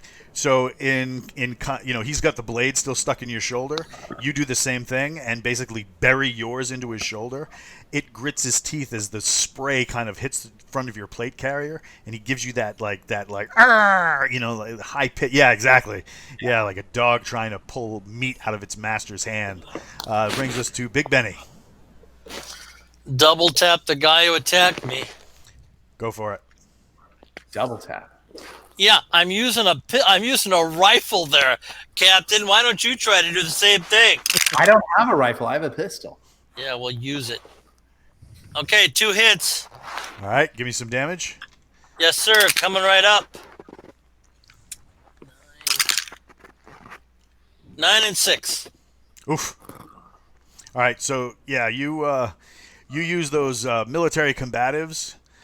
Take the rifle and smack him in the teeth to back him up. As you do, you dump a round into each shoulder, basically ventilating his back, and he drops. Sounds fair. That brings us to Mike. All right. So how many do we have standing? Looks like 2. All right. So if I've got 2 shots on the rifle, can I take 2 different targets? Yes. All right. So I'm gonna attempt to do that, and the first shot is a 13, and is that a hit? That is a hit. Yes. All right, and the next roll is a 17. So 2 hits. Yep. And damage is 2d6. A 10. Yep. And a 6. All right. So you're just like poof, and you just drag the rifle across. You see Big Benny ventilate a guy. You see Nick, as you're dragging the rifle across, you see Nick bury his sword into his shoulder. So they're locked into like this vicious like wrestling match where the blades are holding on to everything. You line up on target and poof, knock that thing's head off, and he hits the ground hard, sliding to the back. The dagger team member comes up behind you, Nick, and takes his rifle, and he cups his hand over your ear and squeezes off a round, ventilating the goblin that has you all pinned up, and he drops to the floor. Sweet. Everybody starts yelling clear. I will use my first aid kit, which we had a healing kit, I think, right? Yep. I will use that on my 5 points of damage. All right. 1d6 and then divide it in half. I get a 5, so 2.5. So tie goes to the runner, so that's a 3. I'll take it. All right. That was nice of you. Okay, I'll attempt to heal myself as well. All right. So you're gonna apply med pack. Yeah. Go ahead, James. I'm ordering 2 of the blades to clean up the battle in the other room and check behind the curtain. And I'm ordering the 2 that are in with us to clean up this battle and pile up the bodies and see what they got. Well, one of your dagger team, the guy Crowley, he sits there and he says, "Excuse me, sir, while you're duct taping your shoulder back together, can I borrow that?" And he's like Sure. pointing to the Sansa bar. Yeah. He walks up to one of the goblins and he stabs it in the chest to stop it moving, and he goes, "1 for you, 1 for you," right? And he's walking around the thing doing that. Yeah, I don't have a problem with that. What do you call it? Samir comes in afterwards, and he's like, "Are you guys okay? How bad are you hurt?" Peachy, we're peachy. I could use a couple of runes. He says he's back with the caravan. Okay. We don't bring him into things like this. Okay. It would be expensive to replace him. Yes. So they start like administering further first aid. You each get an additional hit point back, and you have some debris at the end of the room. Looks like somebody dragged some crates in here. Crates, and looks like some of them are broken open. So kind of stuff you might find in trade caravans. We're gonna ask Samir about it. He's like, these are probably trade goods stolen by the Gobi. Okay. Can we haul them back to your caravan? We can bring people down here to recover them. Okay. Is the rock here we were looking for? Yes. The other room. Aha. Let's. Is there anything of value in the trade goods that we could use? Right now, let's Yeah. take a look. Let's So take a look. they, they walk up, and one of the swords that you guys have are very thin, right? They're made for really digging into a person's meat. Not so much like against hard armor. So one of the sisters has to come in and use one of the long swords to start prying open the chests because they're nailed shut. The Gobi, it seems like we're using big rocks to smash the chests open. In the smashed chest that's open, there's what looks like salted meats. So kind of like jerky, several bushels of it. And then in the second smashed crate, looks like some sort of fabric. I'm going to try some jerky. That's not a good idea. The So Derek wants to know, is this non-Gygaxian as well allowing critical successes and failures? I don't know. I haven't gotten a critical success or failure yet. We'll Yeah, have to really. see. Stay tuned. So the what do you call it? The jerky is kind of tough. It's not like the it's not like the Jack Link stuff you can get at home, but Right. not untasty. It's not bad. Yeah, it's not bad. Okay. I'll pocket some. I could always use more jerky. I'll I'll tell the dagger God. if they want. No, the dagger guys may not eat any of that miserable stuff. Crowley And walks then when by. he says that, I'll be all. Crowley walks by and goes, "You're mean." Yeah, I'm terribly mean. By the way, I'm collecting the 4 ears that I killed. Let's search the other room. All right, so you guys, they start opening some of the crates, the remainder of the crates. One of them has what looks like glass bottles that have some sort of a viscous liquid in it. Mucus. What's the caravan master say they are? He uses his knife because they're sealed in wax to pry off the wax, and once he gets it off, he takes a sniff, and he says, "Oh, this could be worth a little bit. Here, you smell." I smell. It kind of smells salty. He tells you it's oil. It's like like lamp oil. Oh, okay. Lamp oil. Oh, Like that's what Molotov cocktails are made yeah. of. Let's top off on these. Like we could use these. So just they're not like something you would probably be easy to carry for you. They're in Right. like mason jars. Okay. So in our rucksacks, could we at least each take 2? Yes, and when Samir sees you doing that, he says, "That is a good idea. I see what you're doing. You have the spare uniforms in there. Wrap them in the spare uniforms so when they clink together, that you don't get covered in oil. That because Good idea. I will pass that order on to the master sergeant. all right." Yeah, I guess I have to pass that order on. All right, so you guys load up on a couple of things of oil. You go back to the main cavern, and there's still that large rock that's there. It looks like they put it on a travois and had like ropes leading into it, so they had almost like a sled team pushing it around or pulling it around rather. KTF Fiend. Probably best not to ask what the goblins make their jerky out of. Poop. Yes. Yeah, exactly right. Yeah. Although this Right. is not goblin jerky, they most likely stole it. And I say that with a mouthful of jerky. This is caravan jerky, and I keep eating. You're going to have the runs like you cannot believe in about 20 minutes. There's that big stone there. It looks like one of Samir's lieutenants is kind of investigating it. He kind of is nodding up and down, like yes, we can do something with this. Is there anything behind the catapult? There seems to be room there. There's no room back there. Give me. Let's see. On a D6, 5 or 6, I'm happy. No. You get the sense that there's a breeze coming from that side of the room, but you can't tell where. I tell the engineer because he's smart and a scientist. I start to drop some sand, scoop up some sand from the floor and drop it, see where the air is going, and try to follow it backwards, see where it's coming from. On the other side of that, that kind of alcove where the crossbow thing was, there's like several creases in the stone. Creases. Yeah, okay. The boys are reloading the ballista.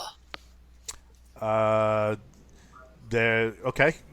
You're gonna start Cranking and putting in the spears and getting things ready You to only shoot. you only whatever get comes 3 of the spears. The rest of the spears were ruined by them being fired. Okay, and what about the spears that were never thrown from the goblins? Different kind of spear. Okay, all right. Yeah, nice try, legendary game designer James M. Moore. Hey, were there any coins on the goblins? You didn't see any money. So Okay. I'm going to tap on these creases with the handle of my knife to see if there's anything hidden or pry open any cracks, see if there's anything not obvious or hidden in that area. You get Nice. You eventually get your knife into one of the creases, and as you're kind of messing with it, because it's usually you special seal what do you call it? Special secret squirrel guys. When you guys go on missions, they usually get nice stuff like Benchmade or like really really really nice blades. So it doesn't snap, but when you move it, the crease goes from like a little to a little more. Ooh. So I start calling some of the blades over and go, hey, we need to get a lever in here and see if we can pry open whatever this Maybe is. one of the spears. Yeah. And I tell him that you don't order any of my blades.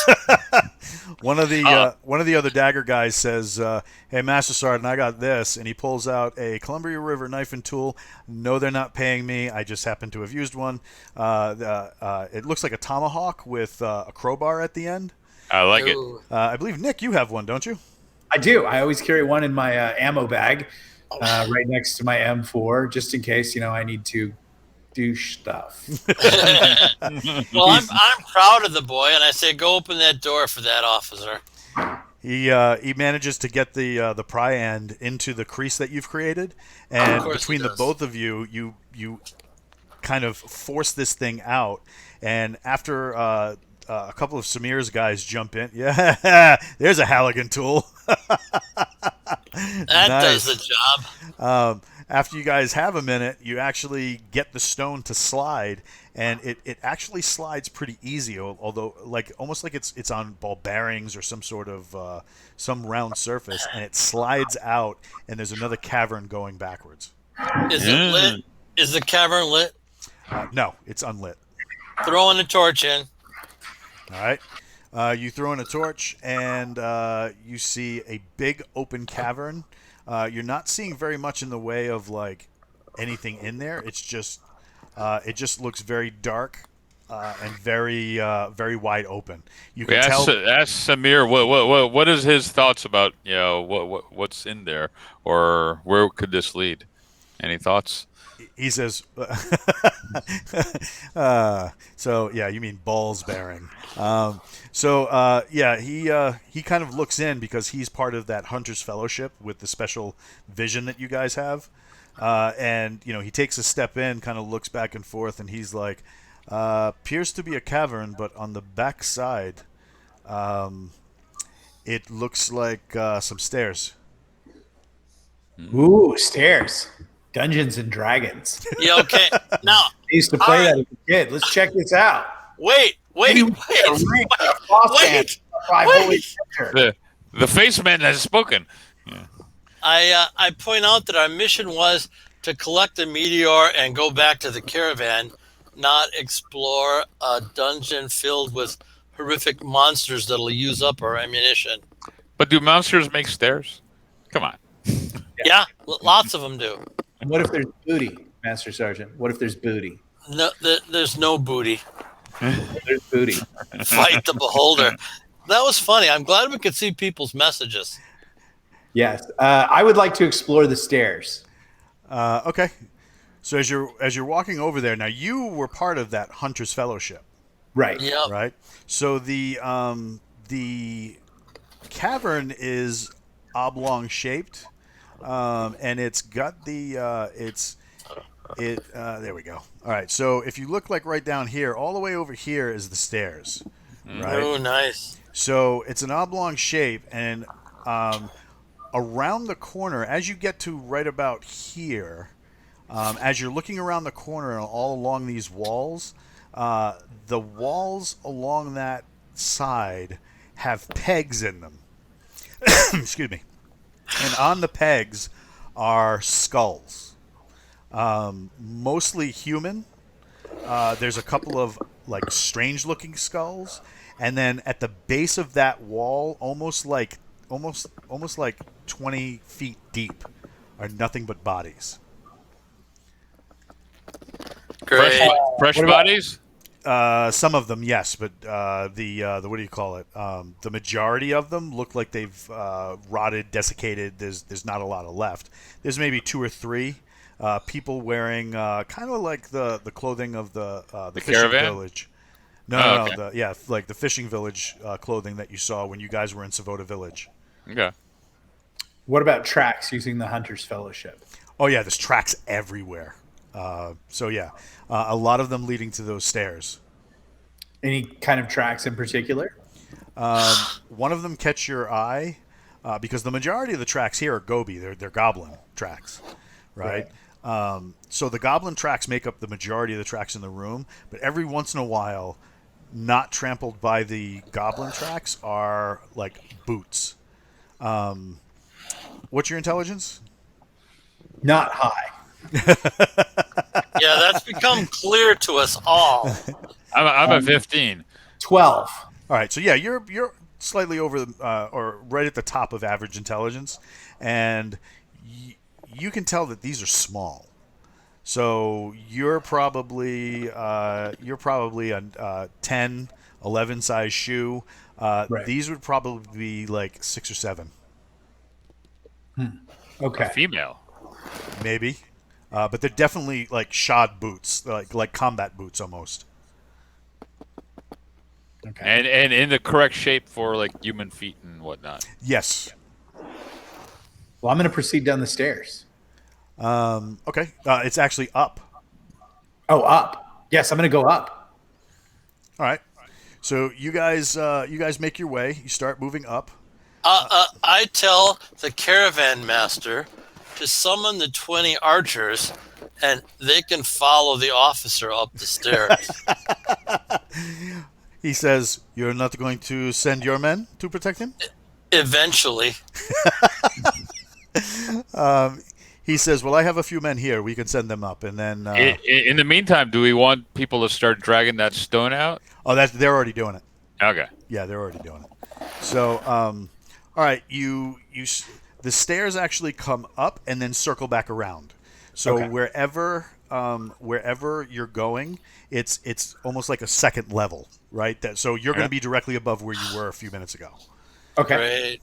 I will proceed with caution and listening and looking at the floor for any tracks or traps or anything. So when I look up from like the base of the stairs, do I see the levels, or there's a roof, so it's clearly like a yeah. So nothing is visible. Is there a roof right above us? So Yeah, there's a roof, so you're not going Okay. to be able to see. It's not like a loft apartment, okay, right? It's more like you're in separate levels of a mine. okay, all right. So as you get about halfway up the stairs, you can hear voices, and they're talking about, I wonder if they're dead yet. And then a deep kind of like kind you might hear on a drill sergeant, really deep and raspy, says in the strange language that they're speaking, I mean, eventually we'll have to go down there and finish him off. but give it another minute. We'll see what happens. And if we have to chase them back to the caravan, it won't be that big a deal, because that's probably who we're dealing with. We could set up a ambush for these. What do you do? As you get a couple more steps, there's the smell of smoke, kind of like wood smoke, and you get the scent of something like some sort of cooking meat. Okay. Using my jury rig skill as a pilot, I'm going to get out the 2 cans of oil, the two jars of oil. And using my IFAC and the things that are in there, the leftover stuff, I'm going to construct a quick couple of grenades. Ooh. Okay. All right. So kind of like sling grenades. So you spin them around and throw them? Yeah. I like that idea. All right. Yeah. So you fabricate that. Everything's going according to plan. You hear, do you guys hear that? And, the little raspy kind of goblin voices are all saying, like, in the negative. Like, no, I don't hear anything. You know, and they're going back and forth. And he says, that's the problem. Neither do I. What do you do? How far is the landing above me? Can I get some sense of that? You think probably another 30 or 40 steps. So I'm going to rush forward, lighting them, and throw both grenades in. Okay. When you come out, the room is big. It's probably a good, I don't know, like 100 feet across. So it's pretty sizable. There's a couple of goblins on this side as you exit the stairs that are kind of hanging out in front of what looks like a pretty big brazier with a fire going. Sweet. So can I lob one of the canisters of oil that I have in my backpack towards the brazier, hopefully creating a conflagration? Were you following Nick? I was walking behind Nick. Okay. Yes. So it's just you two. Did you take? Because it doesn't sound like the Master Sergeant was allowing any of his men to hang with you guys immediately. But I think we have some boyars behind us. Yeah, we're right behind Kazim's men. Okay. All right. So you guys, what do you got? A bunch of archers with you? I think behind us. Yeah. Yes. Right. So they're gonna be a step behind. All right. So you exit. Like I said, there's about 4 or 5 goblins on this side of the fire, and that's, I assume, where you throw your first 2 things of oil. I'll throw my first canister there at them, and then I'm looking for that bigger voice. All right. Whoops, wrong button. All right, so I'm trying to set this up as fast as I can. All right, so to give you an idea, Attack. what's that? I also yell attack. No code words, Captain. What's the deal? That was the code word. No, I want them to know in their language we're attacking. Oh, I see what you're saying. Okay. I'm causing chaos. That's what I do. All right, so you exit the stairs right here. Yes. There's these 6. These 2 aren't there. These 2 are over here. There's these 4 goblins that were hanging out by the fire. Across the way, there seems to be 2 on what look like. It looks like a cross between a wolf and a lizard. Okay. Great. And sitting on a throne is something slightly bigger, probably about 4.5 feet, almost 5 feet tall. He's covered in green and black paint. Definitely human-ish of some sort, although he's really short. Okay. And he laughs when he sees you. What do? You throw the first thing of oil? I'm gonna actually hit the first 4 in front of me with both oils. All right, go for it. Okay. We're gonna get a 7. We're gonna get a 9. All right, as long as you don't roll a 1, because these are splash weapons. All right, so the first one, I gotta see. All right, so the first one lands right here Okay. and is gonna encompass these two. Okay. And let's see, fire. They immediately go up, so it is not looking good for them. They are caught in the fire. In this round, they take 3 points, and they are burning pretty badly. The second one, let me check for where the bounce is. So the second grenade kind of lands right here, Sweet. right? And Doesn't look like it hits anything. no, it's basically it acts like a barrier to because these guys both got shocked by that. The other one kind of hit here and hit short, so they're not getting burned by it, but they're definitely not advancing. And you're right here, Yes. Mike. Go ahead. All right. So, do I have visibility to our green painted friend? No, he's around the corner. Okay. He was standing here, and when you guys crested the stairs, right as you were going to throw, he basically just walked over to this big ass chair and decided to have a seat. All right. Not So that you can see I'm going to attempt to lob as far as I can. One of my canisters, hopefully towards kind of like the middle left of the brazier. So right So, yes. here. Okay. And I get a 13. That's actually. So you hit the space, right? Because you were just aiming for the Yeah. space. You weren't aiming for the goblins, right?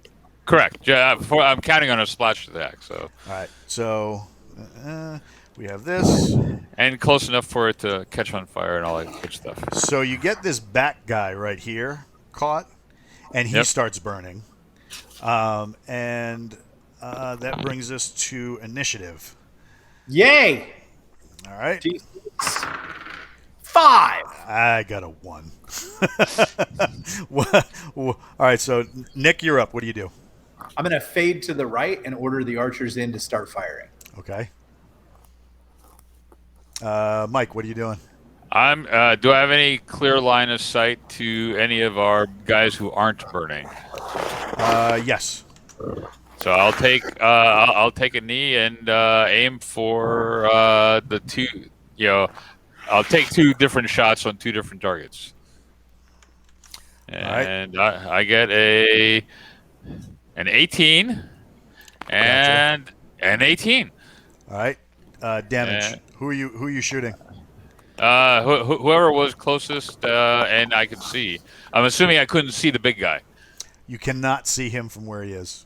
Okay. All right. So damage would be a 7 and a 7. On the same or different ones? Different ones. All right. So we'll put a thing here. And this guy who was directly in front of you, we'll put a thing there. All right. So that brings us to Big Benny. That brings us to the archers in front of me that I can't do anything until they clear out. They're all right. So they're moving in. I didn't know if you were up with Rocky No, and Booger. no, I was in behind with all my men. Gotcha. All right. So the archers fan out and move along the backside of the cave, opposite from where you saw that guy retreat. So they're going to try and catch these guys in like an L-shaped crossfire. You guys are firing forward. They're going to fire to the side. All right. And they're taking positions, so that's what they're doing right now. So they clear in. Benny, you're going in this round, and now that brings us to them. 2 of the archers immediately get grabbed by some that were close by but kind of hidden in kind of like moss, debris, hanging branches. It's not just like a clear, open, perfect chamber. There's tons of litter. There's tons of whatever all over the place. And 2 of the archers get grabbed and start getting messed up by 2 goblins that were kind of hiding back there. Damn goblins. The Sergeant, we're a coward.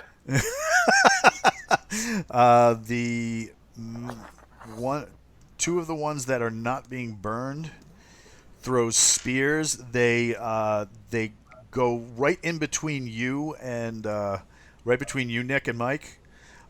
You feel them whiz by.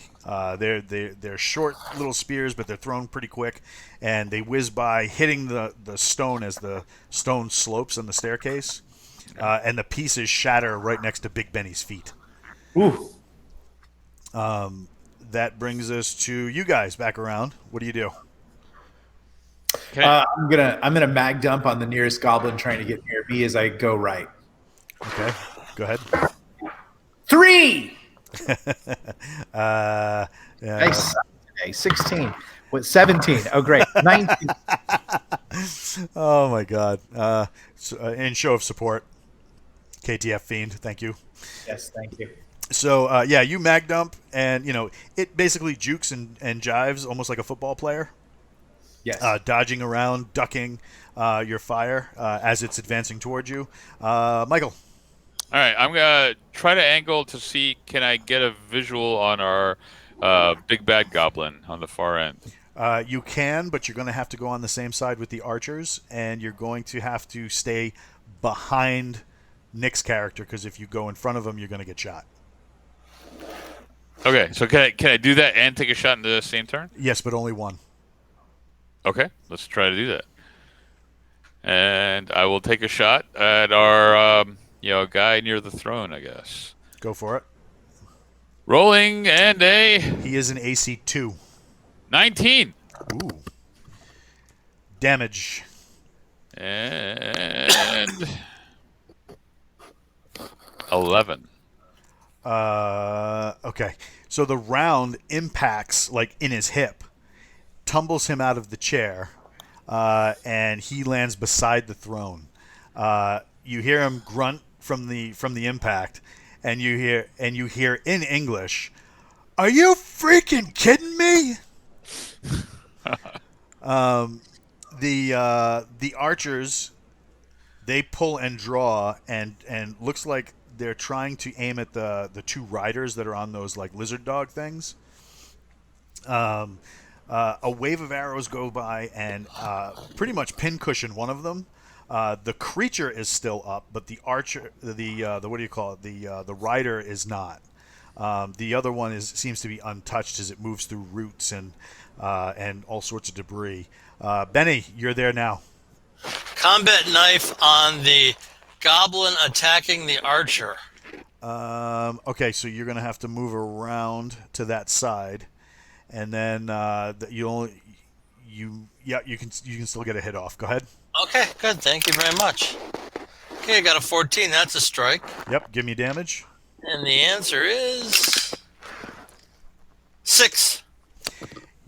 Bury this knife into in between its clavicle and use the knife to pull it off, and it's dead by the time it hits the floor. I love when that happens. The archer is like looking at you like, "Oh my God, thank you, thank you, thank you." Yeah. All part of the dream. Your dagger team enters and start laying fire on the two that are behind the fire, not being burned, and they drop them. That brings us to the one that is unhurt from the archers, riding the lizard dog and the other lizard dog. The other lizard dog starts moving toward the backside of the cavern and is looking to attack the archers on that side.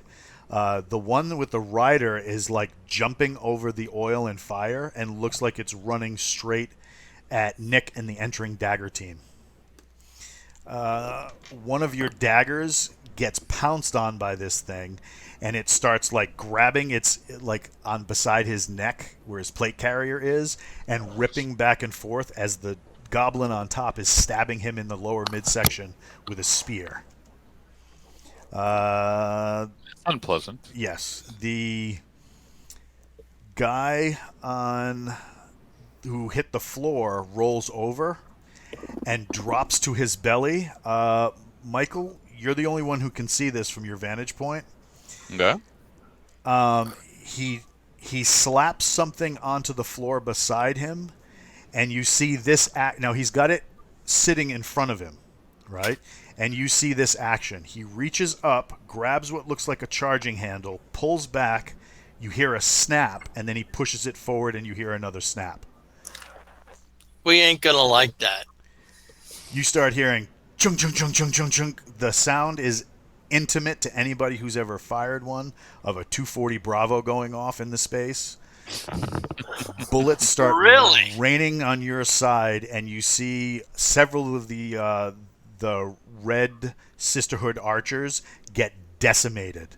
Mike, make a saving throw. Roll a 20, I guess. Yep, and you should have that ST number that's right on your sheet.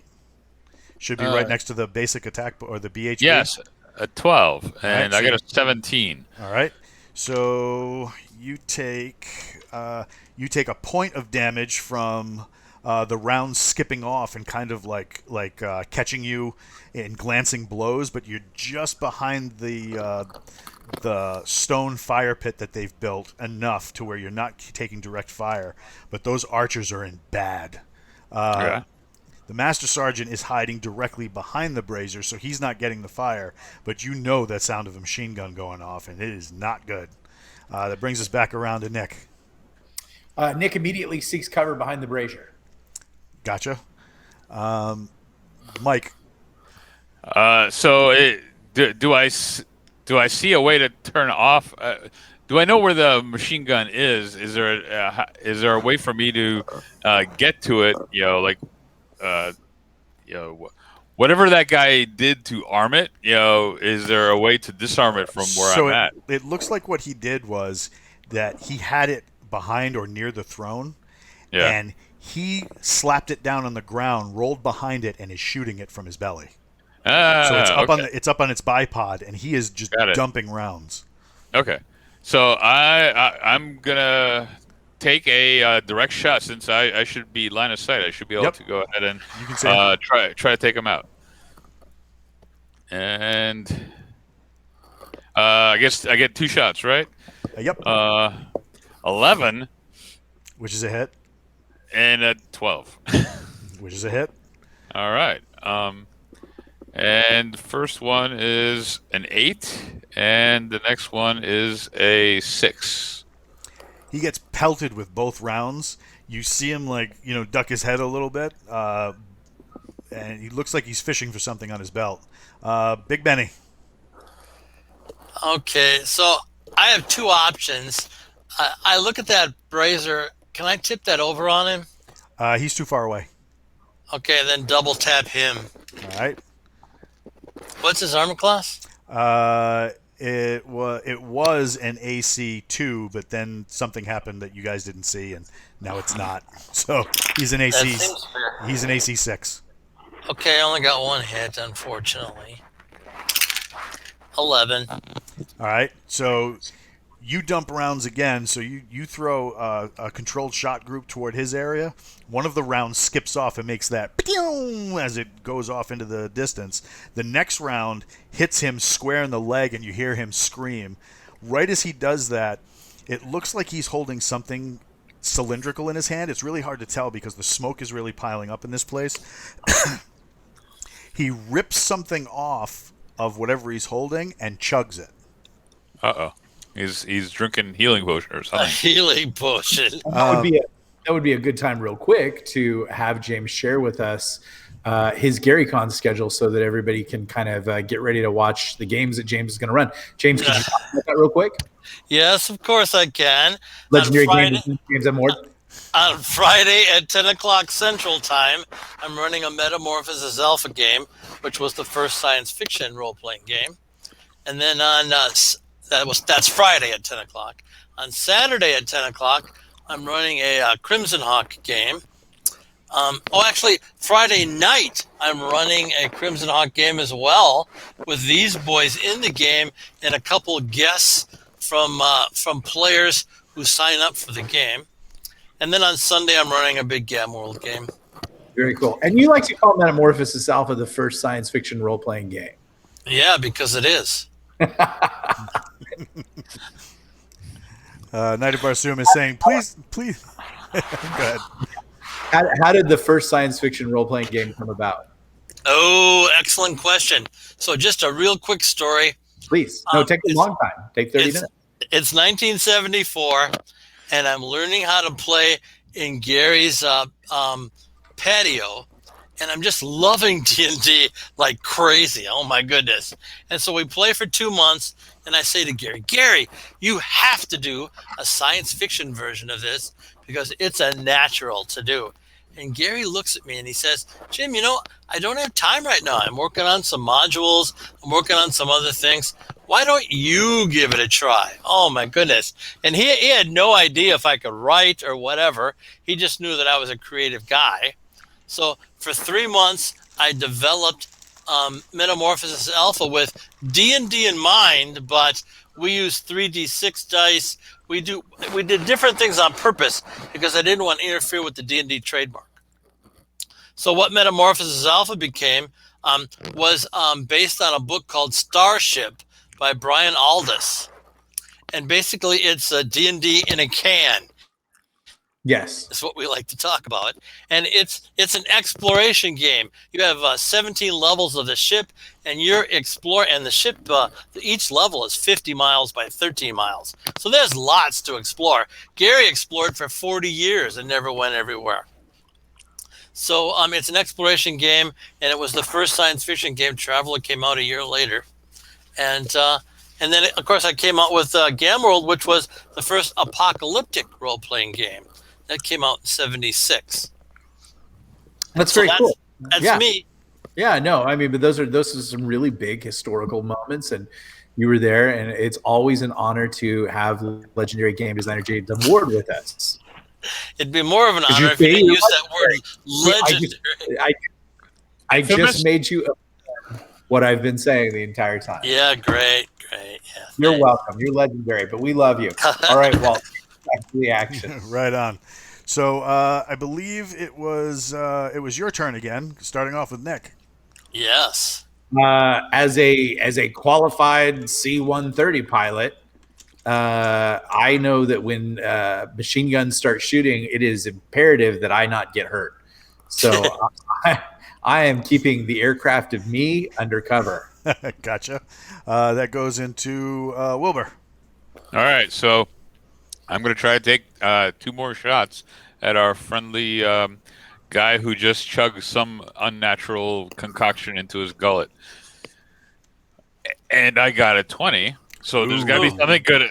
That comes out of that. And give me some damage on that 20. Yeah, and then I got a 4 after that. So that's too bad. A 10 on the 20. So you blow a hole right in through one of his shoulders. So he's got his hand on the pistol grip of the machine gun. He's got his other hand laying on the stock, and he's leaning down against it. You hit him right here, and it throws him off kilter. He does not look like he's in good shape. We love that. KTF Fiend in the chat is saying a natural 20. Yeah. Yeah. He does not. Yeah, he does not look like he's in good shape. Was it a critical hit? He did not. So yeah, things are going bad for him. So he felt it. So we're doing double damage. There was an effect. So actually, a couple of weeks ago, Nick gave me a really cool blast from the past, which was this critical hit table. Oh, it's my favorite. So when you get that natural 20, I pull out that table, and bad things happen. Someone's going to lose an eye. Yep, somebody's going to lose an eye. So that gives us to Big Benny. I would like my 4 daggers to shoot before I shoot. I want to see what they hit. So in James M. Ward running, you would be giving them an order. I did give them an order. So you wouldn't be giving them. You wouldn't be doing an action. You'd just be doing an order. I'd say shoot in code. Right. That's how you D&D. That's how you D&D. So the guy who's your grenadier, so he's got a rifle with a small grenade launcher on the bottom. Yeah. He lobs one over there. It detonates behind the throne and creates almost like a cyclone of destruction because of the overpressure of the grenade going off and the stone shattering and acting as shrapnel. the machine gun goes quiet. Ooh, I love that. Where, What where, about the other? go ahead. What about the other three boys? Oh, they were laying down fire, but that was the one that took. That was the incident that stopped the machine gun from firing. Okay. I'm running up to the dude, making sure he's dead with my combat knife. Oh yeah, when you got up there, he was shredded to pieces. Okay, I love that. I stand up, brush myself off, and congratulate myself on a well-conducted operation. Oh, jeez. For a bronze star. Jeez. 4 of the 10 archers that you brought with you are dead. They were ripped into shreds by the machine gun. Of course. The goblins are dead. One of those creatures is still alive, but very hurt. What's the story with our big green painted guy? So you get up over there, you roll him over. He's got his head shaved all the way from the front to like the crown. There are weird runes painted on there. From the like his eyebrows down, he's coated in this like green paint. Do you remember the old 1980s Conan movie with Arnold? Yeah. Right? You remember they went into that grotto and they painted themselves up? That's how Yep, he's yep. painted. He's I wearing see. With a reverse mohawk. yes, with a reverse mohawk. He's wearing leather breeches, but it's weird because like it looks like he's sewn pockets to the outside, almost like BDUs. But around his waist, he's got what looks like an actual web belt. On the web belt, he's got a dagger. He's got a couple of pouches just hanging out. But then he's got what looks like an old M-Biter radio. So this is like tech from like the early 2000s, 2005, 2006, somewhere around there. He's when you like smear the paint, he's wearing tattoos. But these aren't like the tattoos like you've seen some of the sailor tattoos from the village. It's simple things like anchors or a skull. This is like he's got like a whole half sleeve underneath that paint, and it's like modern tattooing like we might have today. Okay. The behind the throne there are 2 chests, and now that you're on this side and there's not as much debris like hanging from the ceiling, you can see there's beyond the smoke. There's another set of stairs going up. I cut off this guy's head. Oh, that escalated quickly. Yeah. No, I've seen these healing tattoos, and that's just not going to happen on this guy. So as things start to calm down, Samir comes up, and when he sees the guy, he stops, and it looks like he's seen a ghost. And is that a former ranger? Does he recognize him? He recognizes him. He tells you he recognizes him. Whoa, who is he? He says, not all those in the broken teeth agreed with how they were living their lives. Some ventured onto their own. He was much taller when I saw him last. And like he starts like backing up, like the mere presence of being in this man's company is could somehow rob him of his soul. Knight of Barsoom throwing his 2 cents into the pot. So actually, I'm not a murder hobo. yes, the official title is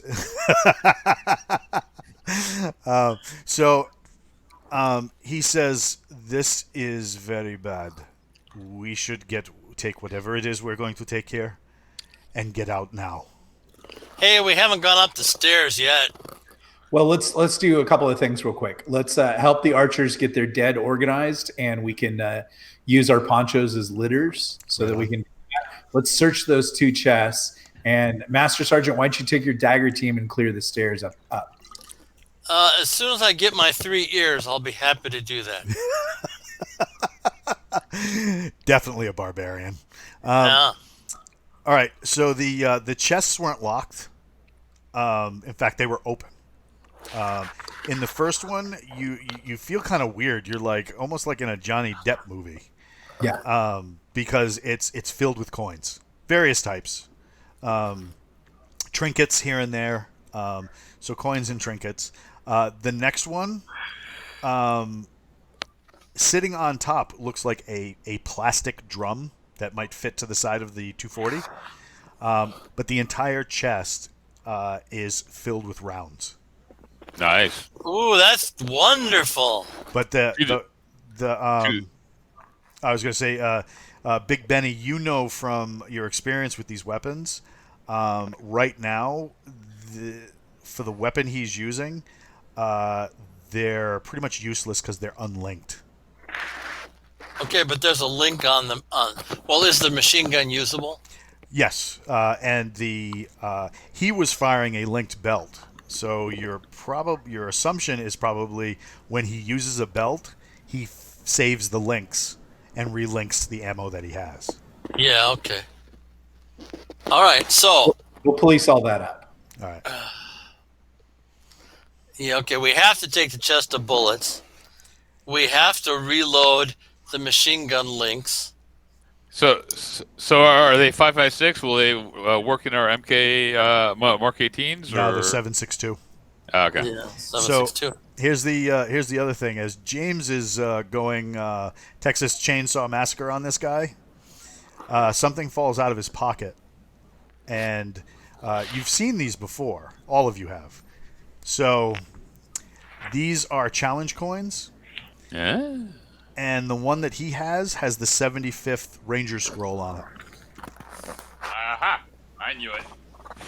We will collect that to give to the Rangers when we reach them. Yeah. One And day. then I took his web belt, so whatever that's in there is just tossed in my backpack. Okay. Where do you guys going up the stairs or going back down the stairs? Where are you going? We're going to send Can the we- master sergeant up the stairs. Can we go machine gun first? Machine Yeah. gun will take time to actually relink all that brass. Right. You still have in the drum that's attached to it. You still have about 50 rounds left. I argue that I want a full machine gun before I go up the stairs. Oh, I guess you're not going to. The stairs. You're going up, Nick? Yeah. All right. So it's another winding staircase that goes around. Less wind. It's more like a gradual curve. And when you get there, there's it stops in like a door.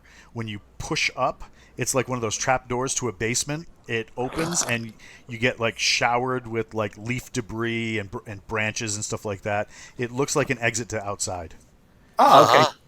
When you climb out, you look over and you can see below where the waterfall is. The river the small stream that feeds it is off to your left, and then you Okay. can see all of your forces down there below. Okay. Excellent. I will note that. I'll go back and check the throne one more time for anything secret or hidden. Give me a wisdom check at -2. Uh-oh. Let's see. So what's your wisdom? Yeah, now we want the paladin dice to actually roll low. My wisdom is 9. Okay, so you want you want so you wanted it to roll low, and you get rewarded. There's a false arm. There's almost like a drawer in the arm, and as you pull that out, there's a small felt bag in it. I will look in the felt bag. It's got gems in it. It looks like a set of polyhedral dice. Ooh. I like it. But as you're kind of examining them, Samir comes up and he goes, "That makes sense. How so? Do you see this? This is he used to play what was this game? Damage and Dragons. Okay. But he was also the Rangers used to call him Hip Hop. Okay. I do not know what the hippity hoppity is, but he holds it up to the light and they're translucent. He's like, these are most likely carved dice out of gemstones. Ooh. These are probably worth quite a bit of money. I shall keep them because I too played Damage and Dragons. He goes, I never noticed the appeal. There's plenty of Damage and Dragons out there. and Oh, he, Yeah, really. characters, and you can do stuff that you wouldn't be able to do in real life, where we came from. Here, Dungeons and Dragons. he We'll keep those. you guys make your way back to the caravan. You link up with more of the Red Sisterhood, who kind of act as security on the way back. Oh, I do check the 20. I will roll the 20. You always got to roll your set of dice to know if it's good or not. You get a 16. That's good. I'll keep it. Okay. You eventually make it back to the caravan. They kind of circle the wagons. You guys are closer to the coast and near the beach. They said that inland is kind of dangerous. As you guys kind of settle in and they deal with the dead and they're helping out the wounded, the guy with the tattoos comes over and starts assisting you again, healing your wounds. Samir sits down by the fire that he's built, and he sits down with you guys and he says, so you saw the tattoos on that man's head? Yes. Yeah, here they are. He goes, I did, yeah. So anyway, he says, this is going to be a problem for us. We're going to need to double our speed so we can put some distance between us and this place. The fact that he's dead will alert some people. So there are people. The word in your language is dwarf. Dwarves. It was part of that Damage and Dragons game. Okay. Yes. They were dwarves in there. There were elves. There were dwarves. There were half orcs. Half orcs were part of the game. Some people say that the half orcs should, but technically, a really good race if you wanted to play a fighter or an assassin. Yeah. I'm going to be killing everyone that I see that I hear is a half orc. Every single one, just so you know. But here's an interesting thing. This guy wasn't a dwarf the last time you saw him. He was human, and that is now he's a dwarf. Now he was a dwarf. The rangers here had the saying, the ruin reveals. Yeah, that's why be careful, Master Sergeant. You're going to end up like a half orc barbarian. Yeah, we'll see, buddy. May have to commit suicide at that I look point. really hard at the Master Sergeant and see if his head. Hey, Walt, can you put up that graphic from yesterday to show James real quick? Yeah, maybe. We were talking about this on Talk, James, about D&D is racist, and you guys did some art in '82 of an orc. No, I don't have it up. It just talks about how they can have blue skin and pink snouts and stuff like that. It wasn't what people try to say, so it was very interesting. All the orcs. Gary demanded that the orcs look like pigs. Yeah. Because that's how it was in Lord of the Rings. Yeah. So exactly. he says, Is the Master Sergeant becoming pig-like? it doesn't appear to be yet, but you've only been here for about a little less than a week. I think Larry David.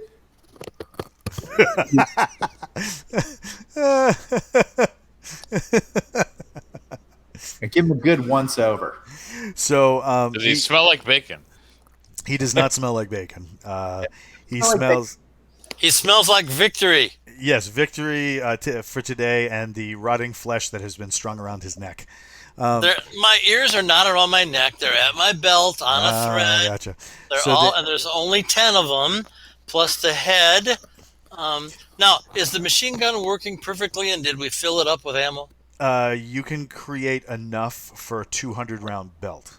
Okay, good. And then, of my men, is one of them better at a machine gun than another? Yes, yeah. One of the daggers is proficient with that weapon.